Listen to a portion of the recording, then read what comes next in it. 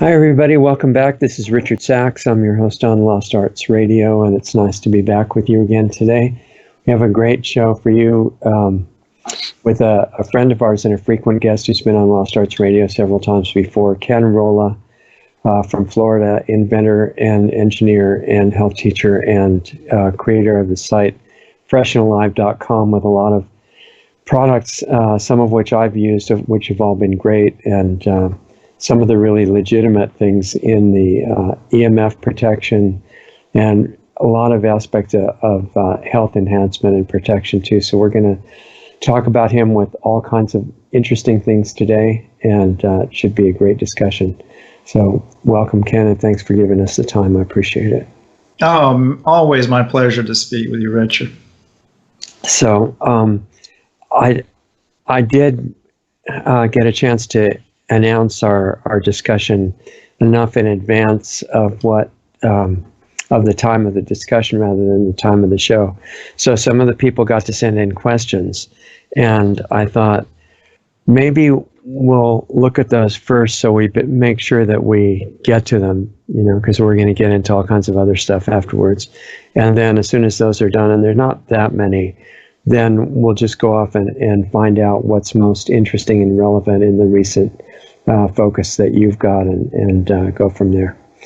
So let me just read these one at a time for you in sequence. The first one says, and these are on all kinds of topics, when Ken has mentioned using Angstrom Minerals brand monoatomic calcium product for his dental health, does he believe that it could be used excuse me. Does he believe that it could be used successfully to rebuild tooth enamel that has been worn away by experiencing bruxism, which is grinding your teeth at night usually, which is when a person grinds their teeth when they sleep? Which supplements would he recommend for the purpose of regenerating enamel? That's a really good question, and that's one that I had to deal with personally and still am, because I had bruxism years ago, decades ago.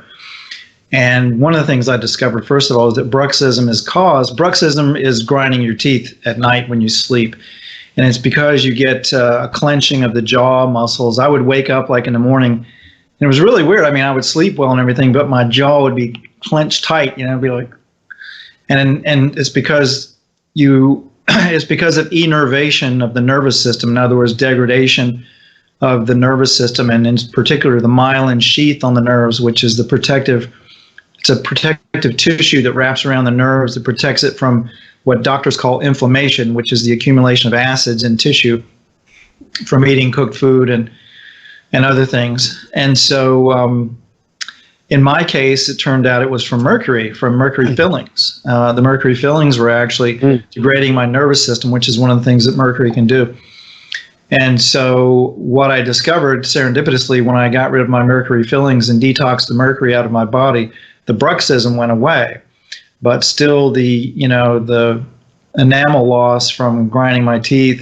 And then also I went to Hippocrates Institute in 2005 and was detoxing there for 6 weeks. I did their educator program, and I was there for 6 weeks, and I wanted to get my money's worth. So I was doing everything massively.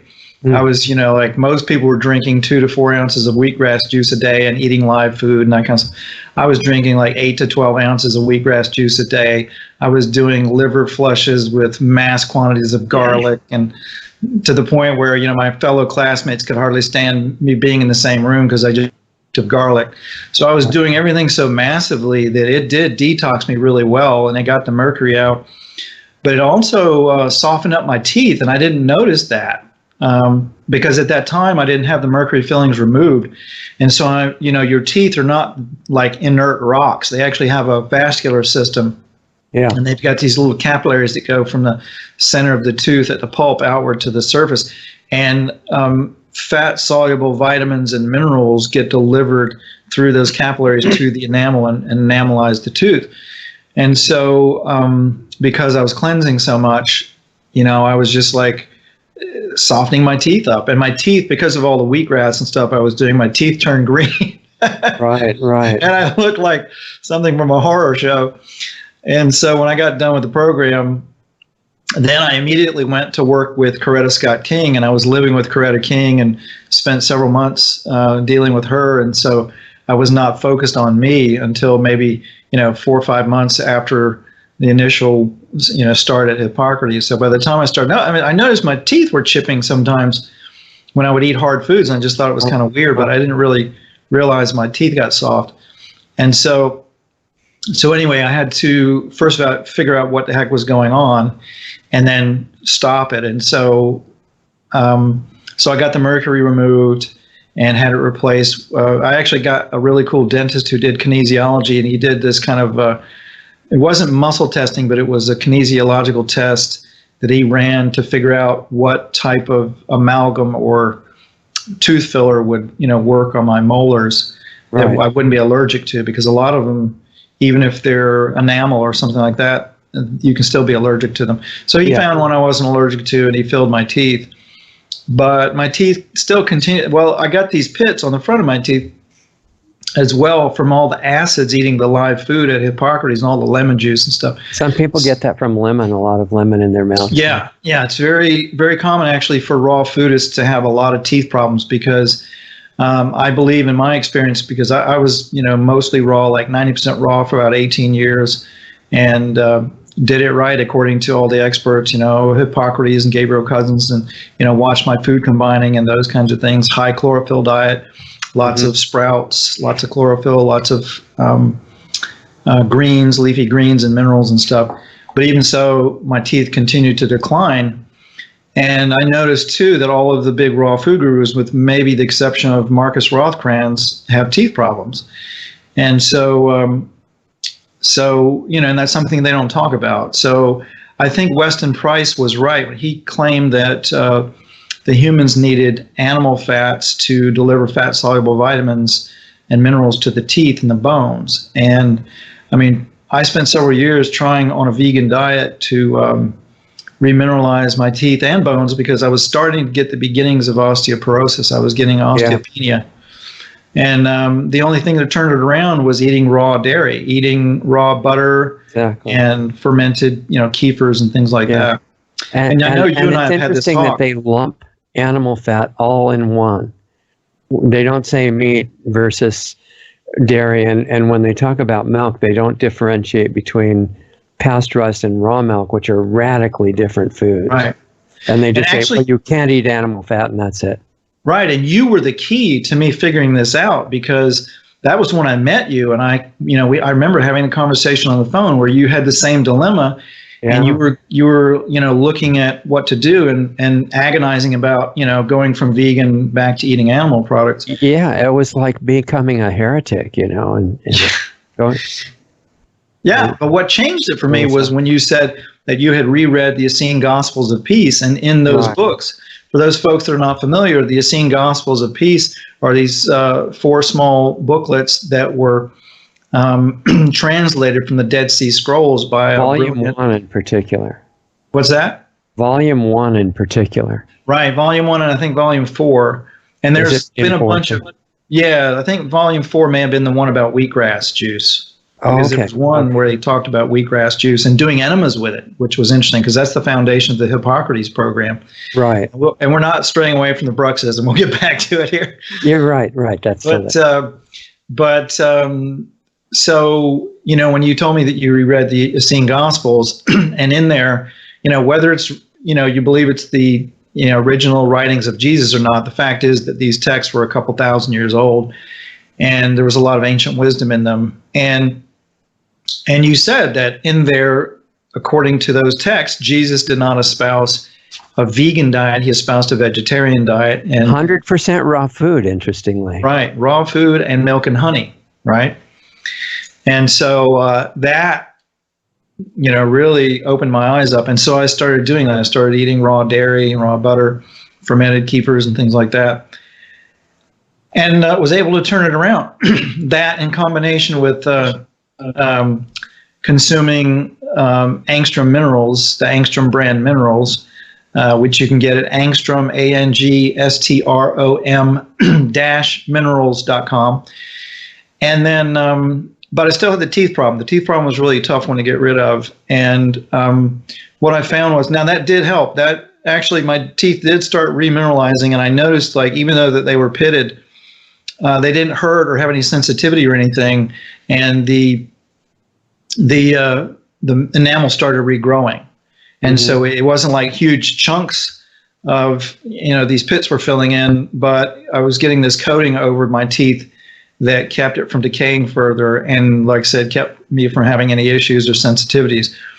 And so then I was reminded also many years ago, maybe 15 or so years ago, I was at an Ormus conference, and I met this lady who had made an Ormus trap, which is a little device that you run water through it.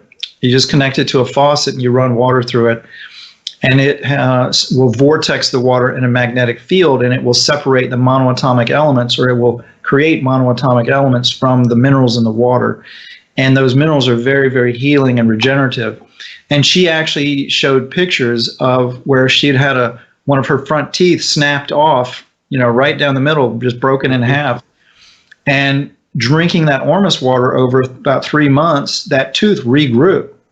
And she had pictures along the way of it, these little, like, look kind of like when you get an old ice cream cone from Dairy Queen where it's got the little twirl on the top. It kind of grew out like that. It kind of grew out like this little twirl on the tip of an ice cream cone. And then it filled in and became the rest of the tooth. Wow. And so that opened my eyes up to the possibility of using monoatomic elements to regrow teeth and bones. And so I started, growing food with monoatomic elements and rock powders and things to increase their levels, drinking vitalized water, vortex water with monoatomics in them. Well, let me ask you one thing about the way she made that Ormus, but keep that train of thought. You said that she vortexed the water, I think you said through a magnetic field or something. Is that right? Yeah, it's using a device called a Vortrap, which is just, I think you can go to CherokeeGold.net. You can actually buy these devices, or you can go to subtleenergies.com and learn how to build your own. Okay, so here's my question, and the reason I asked that. We've both experienced the validity of the 100% live food idea, that the main nutrient of any food is life force, which hasn't been discovered by science yet. And so in the raw food, that is naturally there. That's how it grows. And with Ormus, she was doing this in a way that was coming, obviously not distilled water. She was putting some kind of good water in there that had minerals and then separating them out without boiling it or processing it or anything like that, right? Yeah, I believe she was using well water. Okay. And most of the Ormus suppliers that we know about, it's an extreme chemical and heat process. And, by live food criteria, it's totally dead. And that's one reason the chemicals and the lack of life energy is why I've hesitated to really get into. And it's great on plants, but eating it, you're absorbing dead energy on a subtle level. So if there's a way to create Ormus not doing that, that changes it. Precisely. That's a very, very important point. And for many, many years, I tried these alchemical Ormus products that people were selling, and I made my own. And what I found was the problem with these alchemical forms of Ormus, they raise the superconductivity in the body too high, too fast. And so what happens is they plug into, you have these deposits of monoatomic elements in the brain neural pathways. You have them all along the nervous system that correspond to the acupuncture meridians, or in Ayurveda they call them the nadis, and in the DNA. The DNA is actually a superconducting antenna that's loaded up with these monoatomic elements. And so when you ingest them in natural forms, they go in and plug into those spots, and they raise the superconductivity, and that strengthens the mind-body connection, and it's very regenerative, because basically you're regenerating your body moment by moment in various ways, but energetically you're literally like taking this light energy that's flowing through the cosmos that scientists call scalar energy, and converting it into matter in the body and altering matter in the body with your own consciousness. So in nature, those Ormus elements would come from the plants. Right. that picked it up from the soil, really Right. live soil. Exactly. If you're eating, whether you're eating plants or animals, you're getting these minerals from the soil, where bacteria break minerals down into angstrom particles and monoatomic particles in some cases, and then the plants uptake that, and then the plants themselves through photosynthesis create angstrom and monoatomic particles, and then you ingest them, and that's how you get them in a bioavailable form. You can get them in water as well if the water has been through the full hydrological cycle of the earth and it's vortexed, through magnetic fields that are out in nature, like running on riverbeds and streams and stuff like that. Right. But, like well water is not mature water. It hasn't finished the hydrological cycle. And so it can have a lot of hardness in it, or, even surface water can have hardness in it that the body can't metabolize. For many, many years, I asked people, all these experts, can the body metabolize these inorganic minerals, in water? And I never got a good response until Viktoras Kalvinskas, the co-founder of Hippocrates Institute, told me that yes. And in particular, I was interested in rock salt also. Can we metabolize salt? Right. And he said, yes, it can metabolize a certain amount as long as you've got enough enzyme activity in the body, which means the more live food you eat, the more enzymes you got to digest more of those inorganic minerals and make them organic. And see, what causes degeneration, particularly over time with all living organisms, is the conversion of organic minerals in the body to inorganic, or the accumulation of inorganic minerals and the loss of organic minerals. And so that's what causes calcification, which leads to cell membranes becoming less permeable, so nutrients can't get in, waste can't get out, arthritis, all kinds of problems are caused by this mineralization of inorganic minerals in the body. And so live food will keep that from happening. It'll slow that down. And so if you're ingesting water and foods that don't have inorganic minerals in them, or very little amounts, and you're eating a high enzyme diet, then you will live much longer and be much healthier, because you'll be regenerating the body every time you eat rather than degenerating it. And that's the real difference between a live food diet, whether you're eating animal products or not. If they're cooked, then they're going to be acidifying and they're going to cause accelerated degeneration. Remember, even if you talk about meat, any natural carnivore is designed to eat raw meat. Exactly. And not just muscle meat. The real carnivores eat all the organs. Right. And that's it. And we're the only organism on the planet that cooks its food, and hence we're the only one that have the kinds of problems that we have. Yeah. So it's these very, very basic fundamental things that are lead to these fundamental problems that we have in our society in many ways, because you eat cooked food, it causes inflammation in the body. Inflammation causes not only health problems, it causes anger and judgment and all these sorts of emotions. The really tricky part is that it's tied to socializing and comfort and feeling like you're sharing the time with your friends around the meal and stuff like that. Right. And it's physically very addictive as well. Right. And we can get away with about 20% of our diet cooked and still have a regenerative diet. So you could potentially eat animal products that are cooked or whatever kind of products, as long as it doesn't go over the amount, and people are different, because the more toxic and acidic you are, the less, acidic foods or acidifying food you can take. So anyway, regarding bruxism and teeth grinding and mineral loss, what I found was several things that can accelerate regeneration of bone and teeth.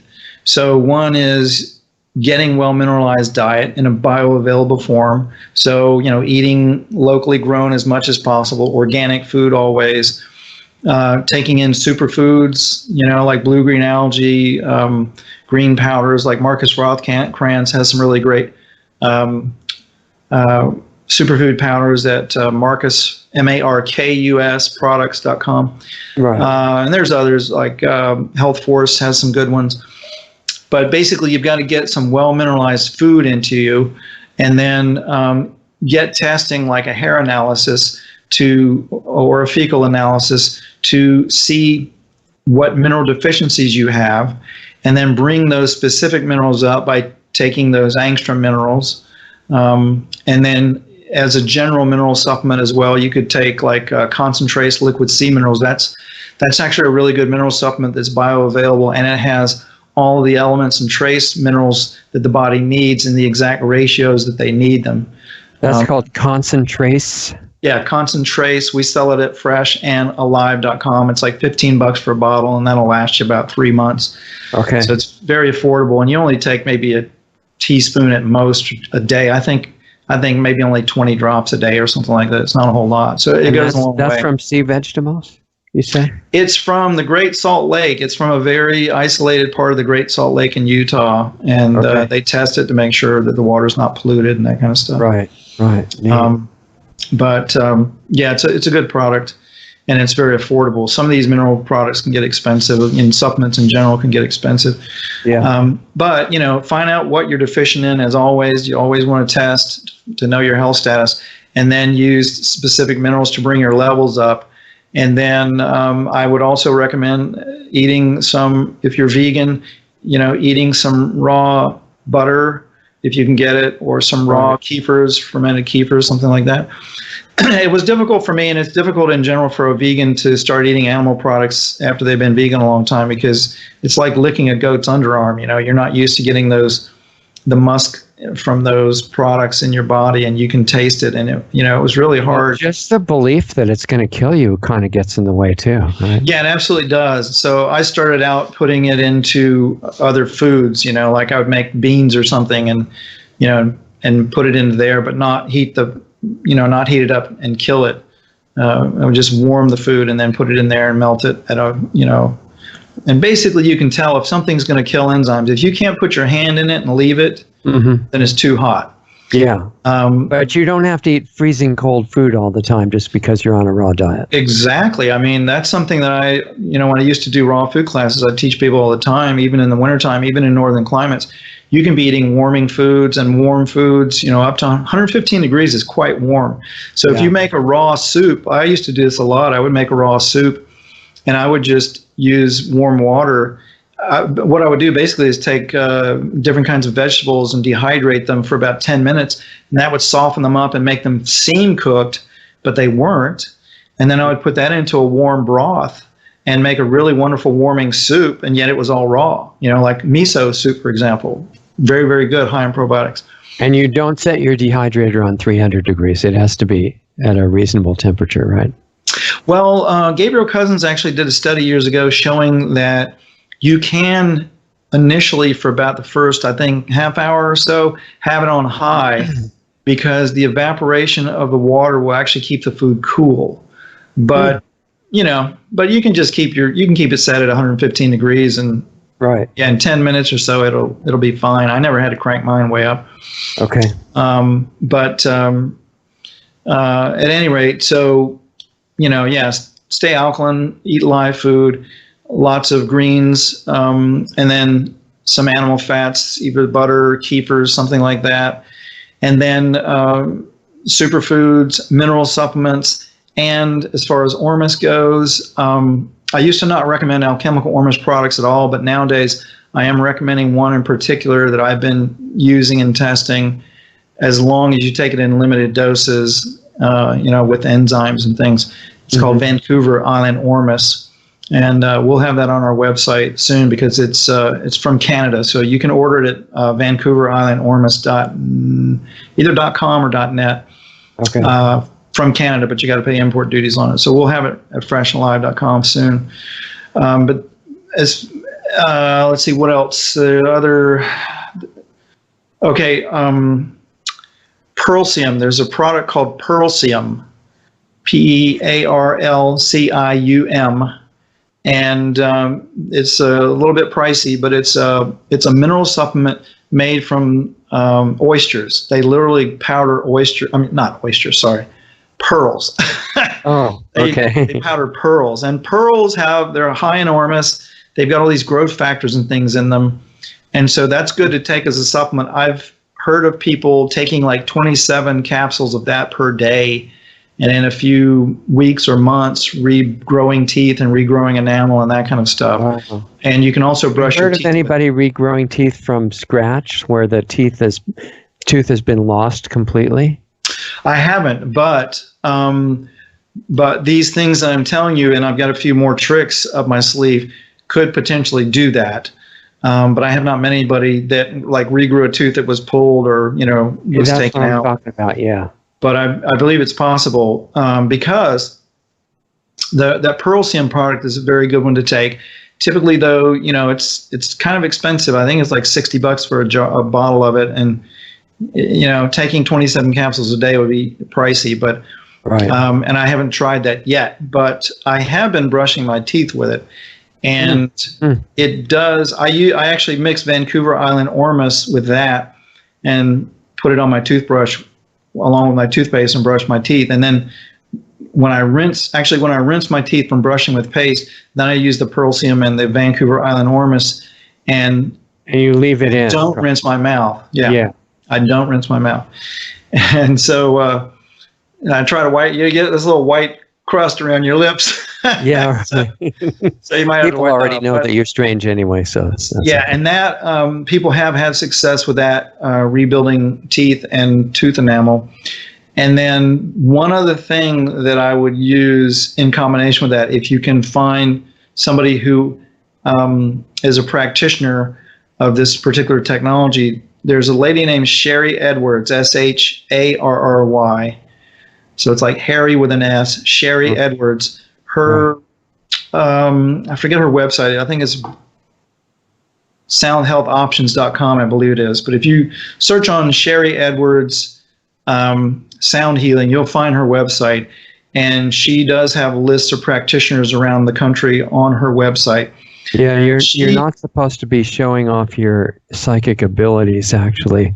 But question 2 was, does Ken think Sherry Edwards' sound healing options technique he used to help his brother heal a broken bone could be effective in rebuilding teeth that have been worn down by the grinding, or there are other devices utilizing cymatics technology as seen more effective in this situation?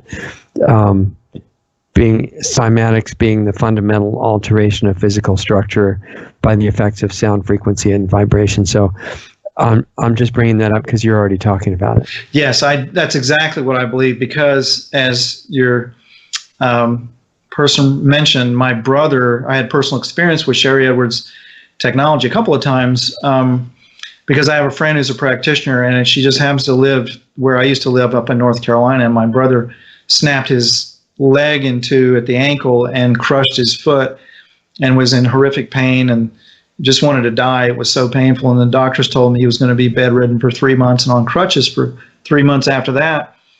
And so I got him connected with my friend, and basically they give you this little analog MP3 player that has headphones, and you listen to it for several hours a day. In his case, he listened to it for 3 hours a day, and it regenerates everything in the body, bone, other tissues, or whatever. And it particularly works well with acute injuries, particularly recent acute injuries. And so I'd heard a lot of miracle stories from my friend, so I got it from my brother and gave it, she hooked him up, programmed the thing. What it does is it records your voice. It's a combination of computer software and this hardware programs. And so you speak into a computer microphone, it records your voice, it analyzes it, and then it generates a tone that it programs into this, analog MP3 player. And then you listen to that for a week, 2, however many days they tell you. And then as you heal up, then they change the frequency. They re-record your voice and then reprogram the box, and you listen to it. And so my brother did that. And after a week, I called to see how he was doing, and my mother said, well, he can't come to the phone right now because he's out mowing grass with a push mower. So in 1 week, it actually healed his bone up to the point where it was normal and he could walk and use a push mower.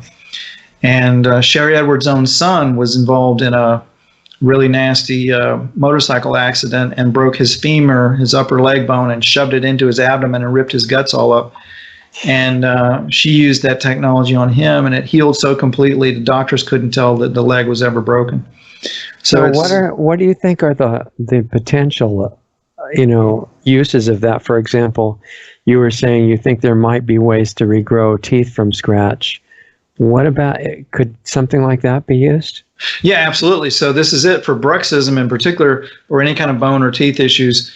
I think if you do a combination of live food, a well mineralized diet, angstrom minerals, monoatomic minerals, and Sherry Edwards sound technology and Ormus, I think those you could regenerate teeth, and that's actually something that I want to do when I have the time to get, when I'm not traveling. It's like my travel schedule has been so busy. I haven't had a few months to sit down and just do this. I've got a friend in North Carolina, the same lady actually, who offered to let me come and stay for a week and just have it every day, zap me with it.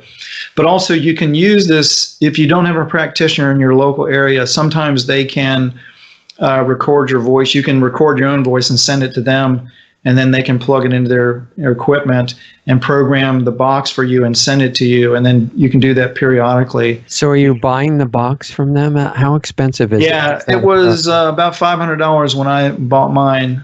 And different practitioners charge different amounts of money for the sessions, but the hardware was about $500. And I don't know, it may vary, because I've been told that sometimes if you wanted to buy that system for yourself, it takes some training to learn how to use it. But it varies in price significantly depending on whether they need to promote sales or not. So you might check and see if they are going to have any sales on the equipment, or just wait around for a sale on it. If they're going to send you a recording or something to listen to, what do you mean by charging for sessions?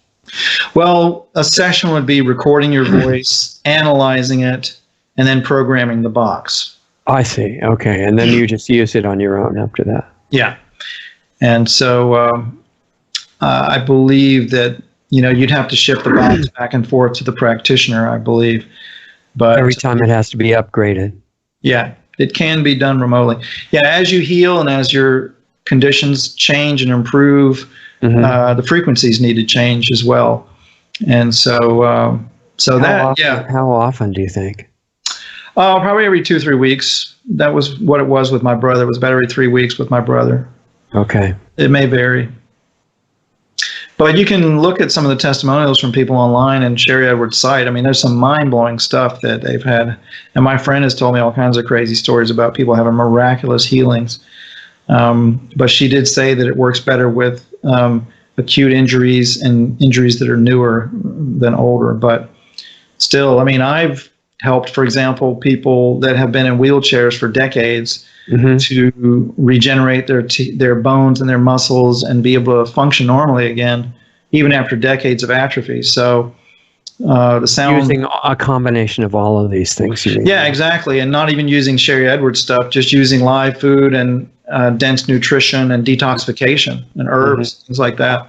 Yeah. So the body, when you give it what it needs, it will it will regenerate tissue, amazingly so. And including nerve tissue. I mean, there have been some cases of people with severed spinal cords that have recovered that too.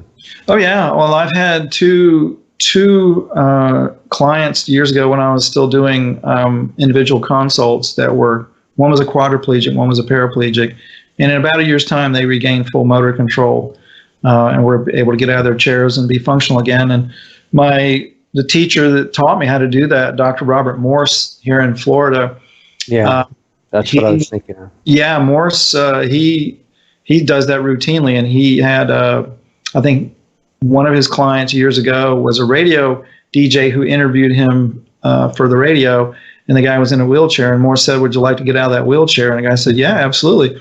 He'd been in the wheelchair for 37 years. And it took Morse about a year to regenerate his nervous system and his bones. He had a leg that was so atrophied, it was all twisted up and wrapped around his other leg. And it all straightened out and normalized, and the guy could walk and function again. Now, one thing that's really interesting about that is that Robert Morse puts people primarily on 100% fruit and gets results like you're talking about. And then at Hippocrates, they say, never do that. Only green juices and stuff like that if you want to really heal. And they're both getting great results. Yeah, and I've studied with both of them, and I know the reality of what their clients experience. Yeah. And what I found is there's kind of a cross between the two works best in my experience, because Morse is, what he says, and it's correct, that fruit's very ionic, and the fluids in it are very regenerative, which is very true. And so it can move a lot of fluids and deliver a lot of nutrients and do a lot of cellular regeneration in the body. But the sugars in fruit also feed parasites and pathogens in the body. So if you've got cancer or some kind of pathogenic infection, then it can be more difficult to heal when you're feeding those pathogens with the sugars or carbs from fruits or whatever. And so Hippocrates, observed that, so they recommended against it. What I found was doing a modification of both of them, where I would initially keep people off of fruit in the beginning, unless they were just like really, really down and out and only had days or weeks to live. Then they need to get as much energy into the body. So I'd let them have fruit and get them out into the sun to get energy into the body. Yeah. But people are being taught. They're being taught that there's no safe level of sunlight. It's a disaster. Exactly. It's all nonsense. It's going to kill you right away. Yeah, that's absolute nonsense. And so, and it's not just conventional light. It's scalar energy coming from the sun and the cosmos as well. Oh, yeah. Yeah. So there's a lot of stuff going on there. But and for most people, I would initially put them on a diet high in chlorophyll and juices, but not fruit or sugars. And then start adding the fruit in, starting out with subacid fruits, like blueberries or strawberries or tomatoes or something like that. And eventually they could get to where they could add in fruit. But usually by the time they got to where they could add in fruit, they usually didn't want to, because a lot of the cravings that we have for sugars and stuff are from bacteria in our gut that make us crave it. And once you balance the flora in the gut, then the cravings go away and you start craving salads and greens and that kind of stuff. The other thing that's kind of interesting is that if you're really short on, I think the classifications of protein, carbs, and fat and all that are very arbitrary and superficial. But if you're short on some of the other nutrient classes, you get a higher desire for sugar. And absolutely. Yeah, absolutely. If you're deficient in minerals, you'll crave sugar. If you're under stress, you'll crave sugar. Right. Yeah, absolutely. And then also emotionally, if you're not emotionally being nurtured in your life, then you will crave sugar. And so it doesn't mean it's going to make you feel good for very long, but you definitely crave it. Makes you feel good for a little bit. It's like having a little mini vacation and then you crash. Yeah, exactly. And then you feel like you need more. Yeah, but if you're eating natural sugars like fruit, at least, you're getting sugars in a form that are not damaging to the body. Right. But I just find that when I'm good and cleaned out and detoxed, that I just don't really have a taste for fruit or starches and that kind of stuff. Right. Which brings up the whole fat issue again, because the fats seem to be really helpful. Yeah, precisely. Right. Precisely. And most people, there's a lot of dogma and out there about what to eat, how to eat, and all that kind of stuff. And a lot of it is based on, particularly from the mainstream medical system, it's based on the fact that everybody is sick. Most people on this planet. That's the baseline normal is sick. Exactly. And so these norms are based on the fact that most people's adrenal glands are out of whack, not adrenal glands, endocrine glands. The endocrine system in general is out of whack. And so your body's not producing the correct hormones in the correct quantities. And so it throws everything out of balance because the hormones regulate thousands of functions in the body. And so things like eat right for your blood type, that's based on, it's valid from the standpoint that, if you eat certain foods based on your blood type, you'll feel better. But it's an avoidance diet, and it doesn't take into account the fact that if you heal the endocrine system and the endocrine glands, then that's irrelevant. It's like I'm type O, for example. And there's a clue, because you don't need a different kind of fast for the blood types, you know, and there's a lot more going on. It's like scurvy is considered a deficiency of vitamin C, right? But if you eat absolutely no vitamin C for a couple of weeks, but you don't need anything else either, you don't get scurvy. And so, what's going on underneath? Yeah, there's a lot of stuff going on in the body, and the body can also transmute elements from one to another in the body. That's been proven. Yeah. And so, yeah, it's a very complex system. But you know, there are body types that do need that. You know, certain foods, and certain foods are balancing to certain body types. Mm-hmm. But there's a lot of generalization and dogma, you know, based on flawed precepts. And a majority of those flawed precepts that I see is because they're basing it on the majority population on this planet who are sick. And so once you heal up the glands, then those rules don't apply. Also, if you're predominantly a raw foodist, those rules don't apply. One of the things I learned at Hippocrates Health Institute was that the norms for blood analysis that the medical system does do not apply to raw foodists, because they're so much healthier than average people. Their norms are completely different. Well, the amount of nutrients you need goes down too. Right, exactly. When your assimilation is good, you can live off of much less food, much lower calories, and a much different diet. You know, many years ago, before I knew any of this stuff, I was a typical American eating McDonald's double cheeseburgers all the time and garbage, and you know, didn't know anything, and my body was clogged up. I was hypoglycemic since birth because I was born hypoglycemic, which many people are, you know, born sick. I'd say most people are these days, especially younger people. Chronic and so diseases for most of the kids now. Right. And so I did need a heavy protein diet to keep my blood sugar balanced, or I would feel crazy. I'd get like Dr. Jekyll and Mr. Hyde.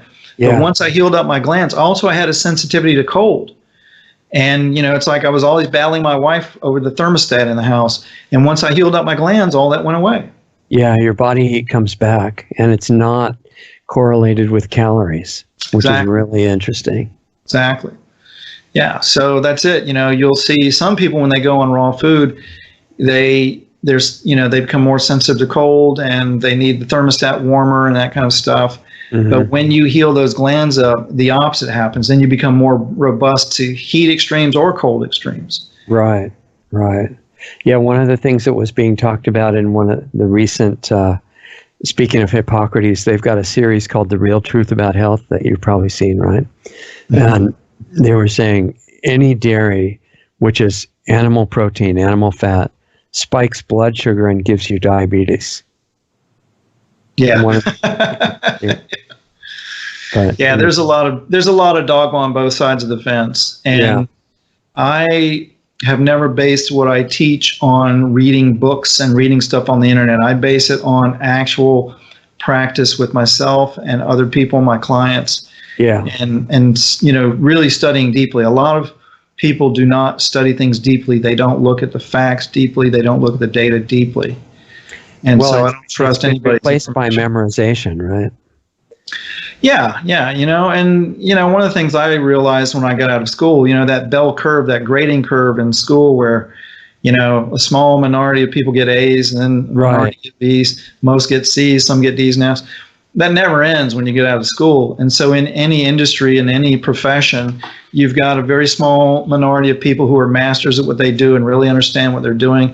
And then you've got some who are above average, but the majority are mediocre to poor.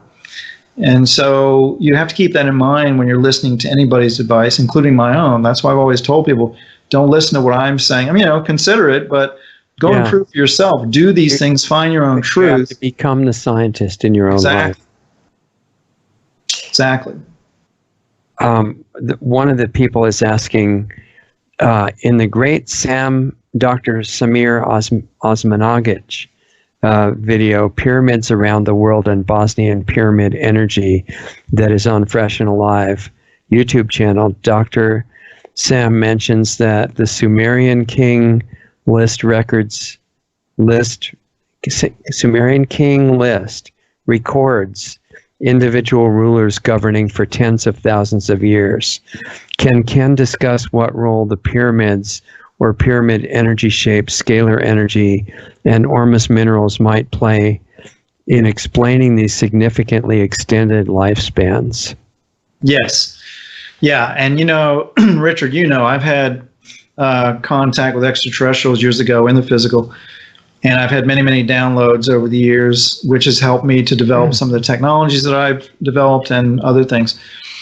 And so I've been told a lot of things about this. For example, now, these secret space program whistleblowers are coming out like Corey Good and Emery Smith and others saying that, these extraterrestrial lifespans range from hundreds of years to thousands of years.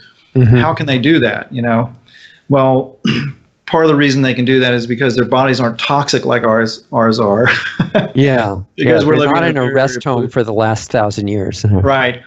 But part of the reason that they can do that is because they're ingesting large amounts of monoatomic elements in their diet, in natural forms, of course, but also perhaps in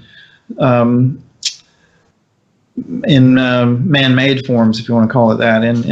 No, I wouldn't say synthetic forms, but in concentrated forms. Mm-hmm. And so that's why I've been teaching for many, many years to grow food and vortex your water and magnetic fields and things to get these monoatomic elements in your body in larger doses. And now I'm actually even recommending small doses of the Vancouver Island Ormus, maybe a teaspoon a day or so, but no more than that. And we can get into why not in a minute, but because we need it with all these increasing threats to our health, like 5G wireless and stuff. And but the relationship with the pyramids and these kings living long periods of times. First of all, some of these kings may not have been human. Mm-hmm. Because if you just look at the archaeological evidence, when you look at Egyptian hieroglyphics and others, you've got men with dog heads and serpent heads and dragon beings and all kinds of stuff. And I know my wife is Chinese from Taiwan, and I've been to China and seen there's a lot of dragon symbology in their culture and a lot of snake symbology. And in my experience, having some, let's say, unusual experiences in China, in being in meditative states that were like kind of altered states, one of the things I came to realize is the Chinese, the reason that the reptilian influence is so strong in their cultural symbology is because China has been historically for thousands of years a large reptilian extraterrestrial portal. And so there's this influence. But the ETs or humans, in order to, if they're going to maintain a long life like that, and also there are stories in China of people they call the immortals living hundreds of years or more as well. And I've met gurus and swamis who have studied with some of these people that reportedly live hundreds of years. Mm-hmm. And they're living in very pristine environments, usually in the Himalayas or somewhere like that. They're meditating in caves for 12 hours, 14 hours a day. They have a very, very simple life. They're ingesting high ormus food. They're drinking high ormus water. And they're doing these meditative practices to continually purify their mind and their bodies. And so I would think that these kings that lived for these reportedly hundreds or more years probably were doing all of that. They were, ingesting monoatomic elements. They were also in a much cleaner environment back in those days as far as toxins go. Mm-hmm. They probably had advanced technologies like pyramid technology that they were using, basically skater wave technology, to help them maintain their health.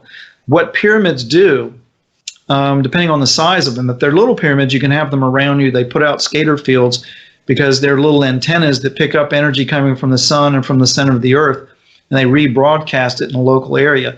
So if you've got a pyramid made of the right materials and tuned to the right frequencies, that will enhance your life. I mean, that's what my rest shield devices and my home shield devices do. Yeah. They put out these skater fields, de-stresses you, and so your body naturally regenerates more when you sleep. That's like a 20-foot radius of those. Yeah, for the rest shield, the little pyramid we sell, that's a 20-foot radius. The home shield has more like a 100-foot radius for and they're EMF. Strongest near the center, and then they have less and less power as you go out. Right. And so, in the case of the home shield, it also reaches out 75 miles for clearing pollution out of the atmosphere, like chemtrails and nuclear fallout and that kind of stuff. But for EMF and for health and plant growth and those kinds of things, I I say 100-foot radius. It's really more than that, but is it okay to put the home shield next to your bed if you want to? No, it's too strong for that. Okay. We've had a few people try that, and they call us up like, I want to return this thing. It's making me dizzy or whatever. Like, what are you doing with it? Well, I got it on my nightstand. I was like, oh, heck no. You don't want to do that. It's too strong. Too much of a good thing. What's a minimum safe distance? About 20, 30 feet. Some people like me, I've been around, I've had these things all around my house for years. So I'm adapted to it. So I can get right up over it for whatever length of time. It doesn't bother me. I've met gurus. Like we've got a guy in Dallas who's a guru, and he's got all these students that he teaches. And he has 2 of them inside of his house, 2 of the home shields. And they use it for their meditation practices because it accelerates manifestation of whatever you're focused on, and it improves meditation. Okay. So that's very interesting. Yeah. So with this king list and these immortal kings, they probably have, different kinds of scalar devices. Like, for example, the Ankh. The Ankh is actually a scalar wave antenna. Ibrahim. So you don't have to plug it in or anything either, right? Exactly. It's a static antenna. Just like an antenna. You can take a piece of wire, whatever length, and that is an antenna. It picks up different types of energy of the frequency of the length of that piece of wire. So that's how simple an antenna can be. And so an Ankh or other shapes, they're what are called fractal antennas, where they can pick up different frequencies based on the length of the segments and shapes of the parts of that shape. And so Dr. Ibrahim Karim, who was an Egyptian archaeology professor, he discovered this when he was studying Egyptian artifacts and writing. And what he found out was that the Egyptian hieroglyphs, actually, the letters are actually scalar wave antennas themselves. And so the alphabet, the Egyptian alphabet, actually is a series of scalar wave antennas that emit energy. And so he used that concept to develop these little metal shapes that look like Egyptian hieroglyphs that have all kinds of benefits. And he and I worked together on a project for a cannabis grower in Canada who wanted to grow the absolute best medical marijuana. And so they used his technology and my technology in these pyramid-shaped greenhouses to grow, and Ormus also, to grow insanely nutrient-dense cannabis. So, so you can do the same thing, to protect yourself and have longevity. Build small pyramids, build large pyramids. I'm actually going to have a pyramid building workshop here at my house in Florida with Russian pyramid scientist Valery Uvarov in April of 2020. So if you get on my mailing list, then you'll be notified when we get that all the details on our website. You're going to try to film it and have that available after? We're going to film it, yeah, absolutely. We're going to film it and teach people how to build pyramids, because we need to become pyramid builders again. People need to understand this technology and this physics and utilize it for themselves, because when you got things like chemtrails coming down on you and nuclear fallout and now 5G, you're going to need to take extraordinary measures to keep yourself healthy. And pyramids and Ormus are going to be 2 major parts of that equation. And when you understand, if you do build pyramids, you can build them out of organite, you can build them out of wood, you can build them out of stone.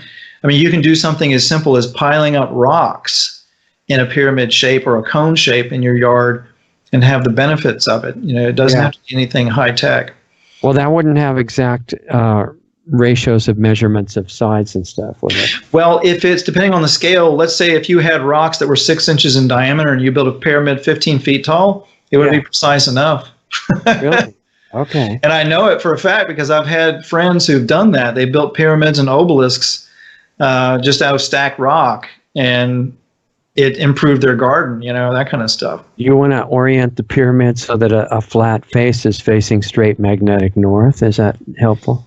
Yeah, Sam Osmanagic talks about that. You can orient the sides, or you can orient one corner to true north, which is the rotational axis of the Earth, the north that represents, as opposed to magnetic north. Okay, so the true north, the rotational axis, is the one that they use to pinpoint the north and south poles, right? Right. Okay. Yeah, and that's what Sam discovered with the Bosnian pyramid complex. They got all these different structures, including pyramids, and they're all oriented toward true north, not magnetic north, because magnetic north moves a lot over time. True north is kind of stable, right? Yeah, relatively. It does change when the Earth has a pole shift, and we may be getting close to a pole shift now, where the north and south poles flip. But that's being predicted that it could happen any time now, and that's part of the reason why magnetic north is bouncing around. But it's fairly so stable. Actually, orienting a flat face toward magnetic north wouldn't last for long. No, especially right now. I mean, airports have had to change their runway markings because magnetic north has changed so much. The compass heading has changed for aircraft landing. One question about, you were talking about the home shield and the rest shield. They both use scalar energy, one on a larger radius than the other.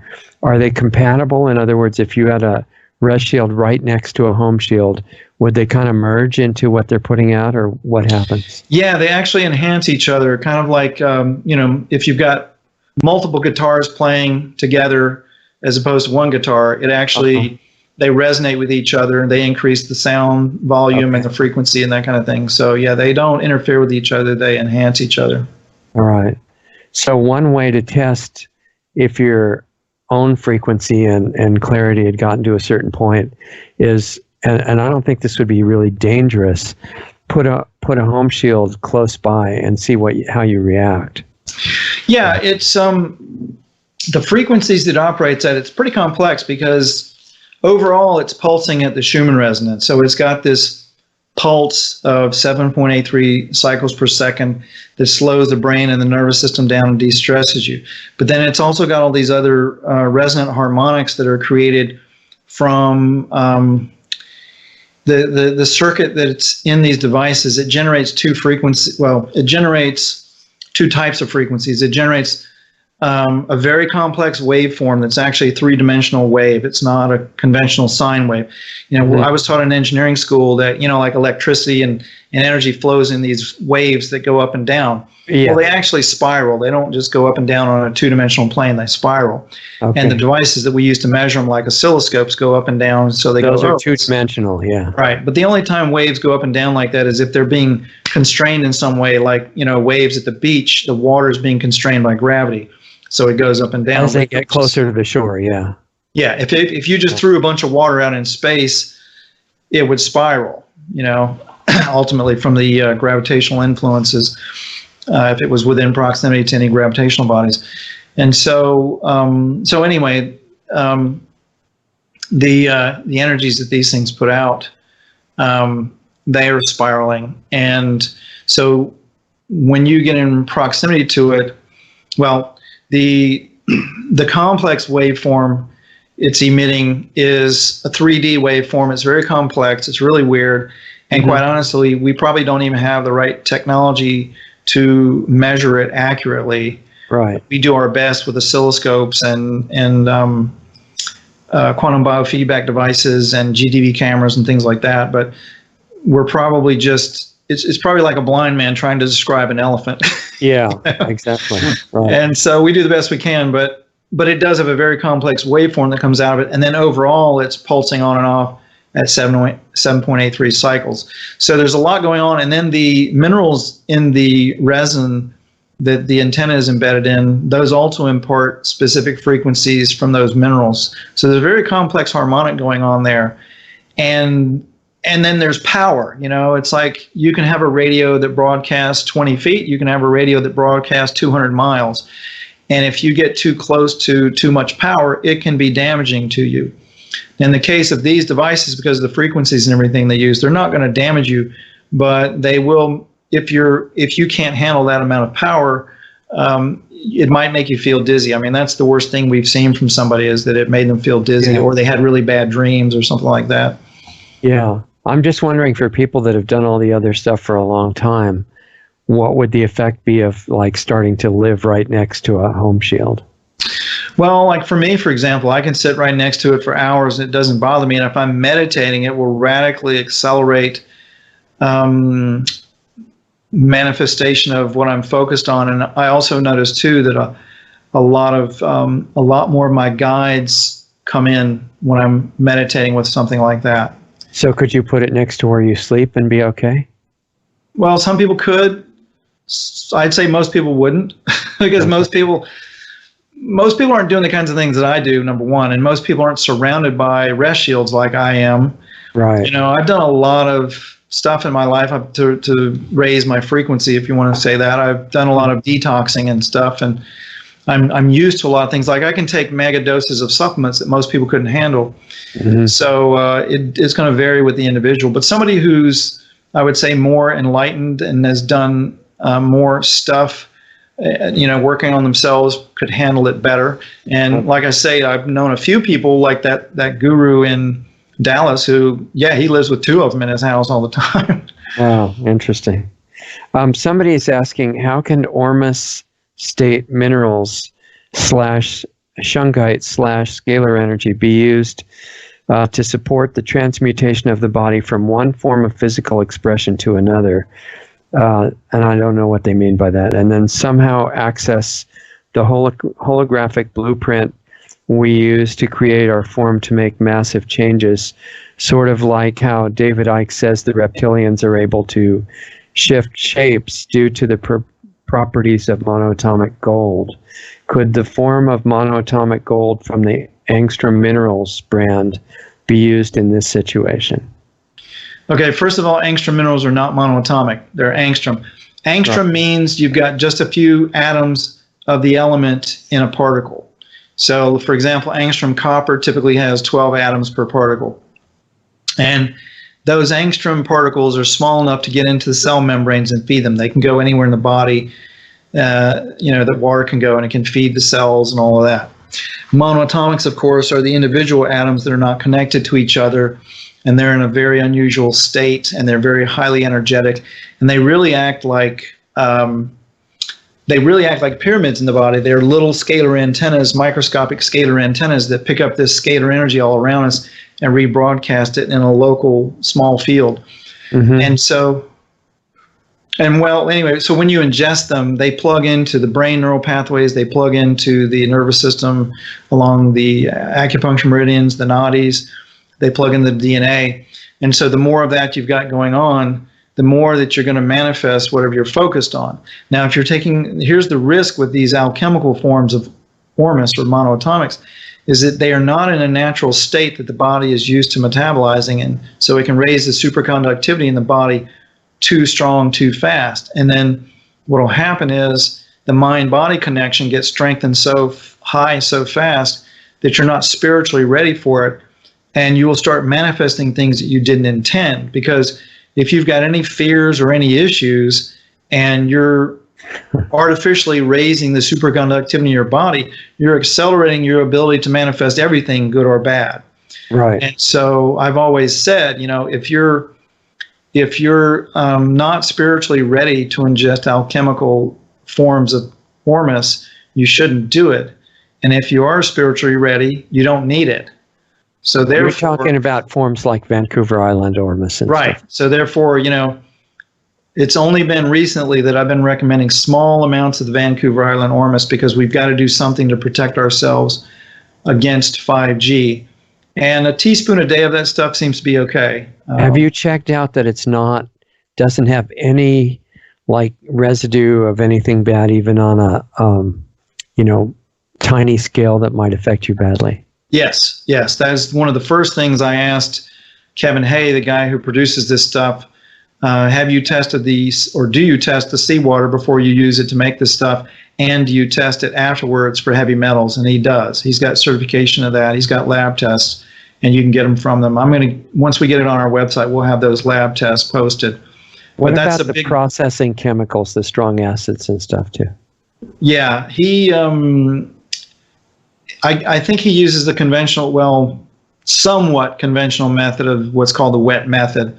So he probably uses lye. But Kevin is a really, really brilliant guy, and he's not going to leave any lye or anything like that in the substrate that's left. And in fact, when as with everything, I test everything before I ever recommend it or sell it. And so I've tested it. I haven't sent it off to a lab for heavy metals, but I have seen the reports from him on it, and I have tested it with quantum biofeedback, and it measures high. up to a certain dose. Once you go over a certain amount, then like any supplement, you eat too much, you take too much of it, it can actually be detrimental. So a teaspoon a day, no more than 2 for some people, but I would say, just do a teaspoon a day. You'll see the benefits. You won't see any negative aspects of it. And it's a white liquid like milk or something, right? That's what. Yeah, it's kind of a milky, it's kind of a thick, milky liquid. It doesn't have much taste. It doesn't have much taste. But to answer the person's question as far as what you can do with ormus and shungite and all this kind of stuff, right? Shungite is a mineral that comes from Russia. It does come from a couple other places around the world, in China, I think, in Afghanistan. But the Karelian shungite from Russia seems to have the most ormus in it and put out the most scalar energy. Shungite is very much like zeolites in that it has a cage structure, and so you can use it for filtration or for extracting toxins out of stuff, or you can ingest it that way. Typically, you grind it up into a fine powder and you can take it as a supplement. It's also like carbon-60. It's actually a natural form of carbon-60. And so, if you're concerned about using carbon-60 because it's a nanotechnology with nanoparticles, you can use shungite, which is a natural form. And it's also it's been used for many, many years in water purification systems. So it's non-toxic. It's a known factor. It's high in ormus. It puts out scalar fields. You can use it for removing radiation from water or from the body and pulling out toxins. So it's a good supplement from that standpoint. But you can also, because it puts out scalar fields, you can make shapes out of it, like little pyramids or pendants. We're getting ready to sell shungite pendants, EMF pendants on our website, and those kinds of things. And so, you can take it and put it into orgonite if you are into making orgonite, which is a material where you use a resin like fiberglass or epoxy, and you can put metal powders and mineral powders into it and other structures, and you can make devices that will put out a scalar field to protect you against EMF and raise your frequency and that kind of stuff. But overall, I think what the person's asking is like, what can I do to raise my frequency and transcend this stuff? And also they were talking about in preparation for what sounds like ascension, what some people's idea that like what happens when we die, or, is this planet going to go through some process where we all ascend or whatever? And there's all kinds of different ideas about how that's going to manifest, if it does manifest. And to me, that kind of stuff is irrelevant as far as whether there's going to be an ascension or whatever. We will naturally ascend, depending on our level of consciousness, when we die, through many lifetimes. And if there is some kind of a transition process of Earth itself and us on it, then the best thing you can do, no matter what the circumstances are, in any time in history, past or present or future, is that the more that you become, the more aware you become, the more enlightened you become, the more light you get into your body, the more aware you become, the more you understand the nature of reality, the easier life becomes, and the more joy and abundance you have in your life, and the less suffering you have in your life. So my advice is to not only do these physical things like ingesting, ormus or these minerals and nutrients and detoxing the body. All of that is definitely a part of this. Live food, that's all a part of this. Keeping your physical vehicle cleaned out and detoxed as much as possible. Keeping it from being exposed to hazardous fields like EMF and stuff like that. Protecting yourself as much as possible. But then I think much more important is to do the internal work, the spiritual work, to expand your understanding of the nature of reality. Because, when you meet truly enlightened people, when you meet these swamis and gurus and masters who really have amazing lives where they seem to just magically manifest amazingly, an amazing life, and you want those kinds of things for yourself, what you've got to do is find out what those practices are that got them there. And so there are many teachers out there that teach that kind of stuff. And so lately, the two that I'm going to India that I'm going to be studying with is this guy named Sadhguru, Sadhguru. He's got tons and tons and tons of videos on YouTube. He's got online courses in how to do this stuff to attain enlightenment, and he has in-person courses all around the world, including in the U.S. And so you can go and study with a master like that who has attained a level of enlightenment that is extremely impressive from our viewpoint and standard of living. I mean, I'm very impressed just at how well, not only how balanced this guy is and how happy he appears to be and how committed to helping the planet he is, but how well he's been able to manifest his organization to create that influence around the world. You know, he's not like out there brainwashing people and getting people into any kind of dogma or worship me or anything like that. He's just sharing this knowledge of what all these enlightened people throughout history from different walks of life and different belief systems have done to attain enlightenment, and why you want to do that. You know, ultimately the reason you want to do that is so you don't suffer, so that you enjoy life, so you have a good life. And where in India is he? He is in, it's a smaller town that I don't remember the name of, but it's in, I believe, southern India. Okay. Seems like it starts with an M, but at any rate, he's got centers all over India and all over the world. He says that he's got like 9 million volunteers all around the world helping his organization. There's a foundation called the Isha Foundation, ISHA, that helps to propagate his work. I guess they take care of the nuts and bolts, things like websites and, all of that kind of stuff. Right. But it's very impressive to me, just as a businessman, to see how really well he has structured his business. And I say business because the guy's very ethical. He gives most of his stuff away for free. He doesn't charge much money for the things that he does charge. I mean, I bought like 6 of his books on everything from a raw food recipe book to, how to end suffering for like $2 a piece. Wow. Wow. So a very, very ethical person, but he also recognizes we're living in a physical world where we've got, monetary systems and slavery systems and all that. And so he works within the framework of our current world to get this knowledge and information out to people. And then the other guy that I'm going to be studying with in India is Maharshi Pari. That's Moharshi He goes by the nickname Padriji.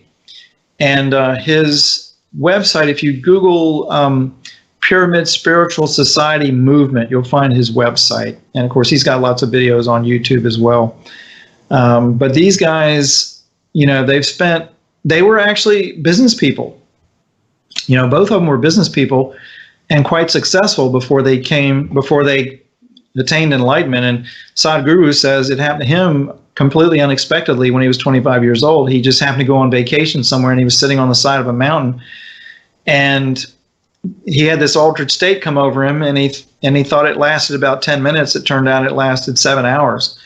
And then he had episodes like this where he would go into this altered state and think it was only lasting for a few minutes, and it would be hours or days or weeks. And so it kind of, however that came about, I guess it was probably a karmic thing where he was, supposed to do that. He'd already done the work, yeah. Yeah, but that's how it happened for him. He said he was not seeking enlightenment or any kind of spiritual activities. He was a businessman. He was arrogant and, but he was successful. And same thing with Padriji. He was a businessman, very successful. And he started reading and started studying, and of course they both, being in India, they're surrounded by all these gurus and things. So very practical people. And all of the gurus that I've met, there's another one that I'm a big fan of, I've studied with, Gurunath Siddhanath. What is his name? Yogi Raj Gurunath Siddhanath. And I'm not going to spell that, but I'll just tell you his website. It's siddhanath.com, I believe it is. It might be .org or .net, but it's SIDDHANATH, Siddhanath.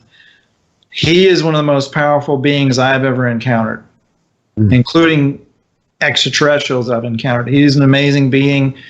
He can do all kinds of supernatural stuff, and but he's also very grounded and very down to earth. And he started out, he was just another guy like us. He's just another person who went to college and went into business, and then, just longed for learning about the real nature of reality and started studying and attained enlightenment. So, but ultimately all this spiritual stuff, it's not about being holy. It's about understanding the nature of reality so that you can be happy.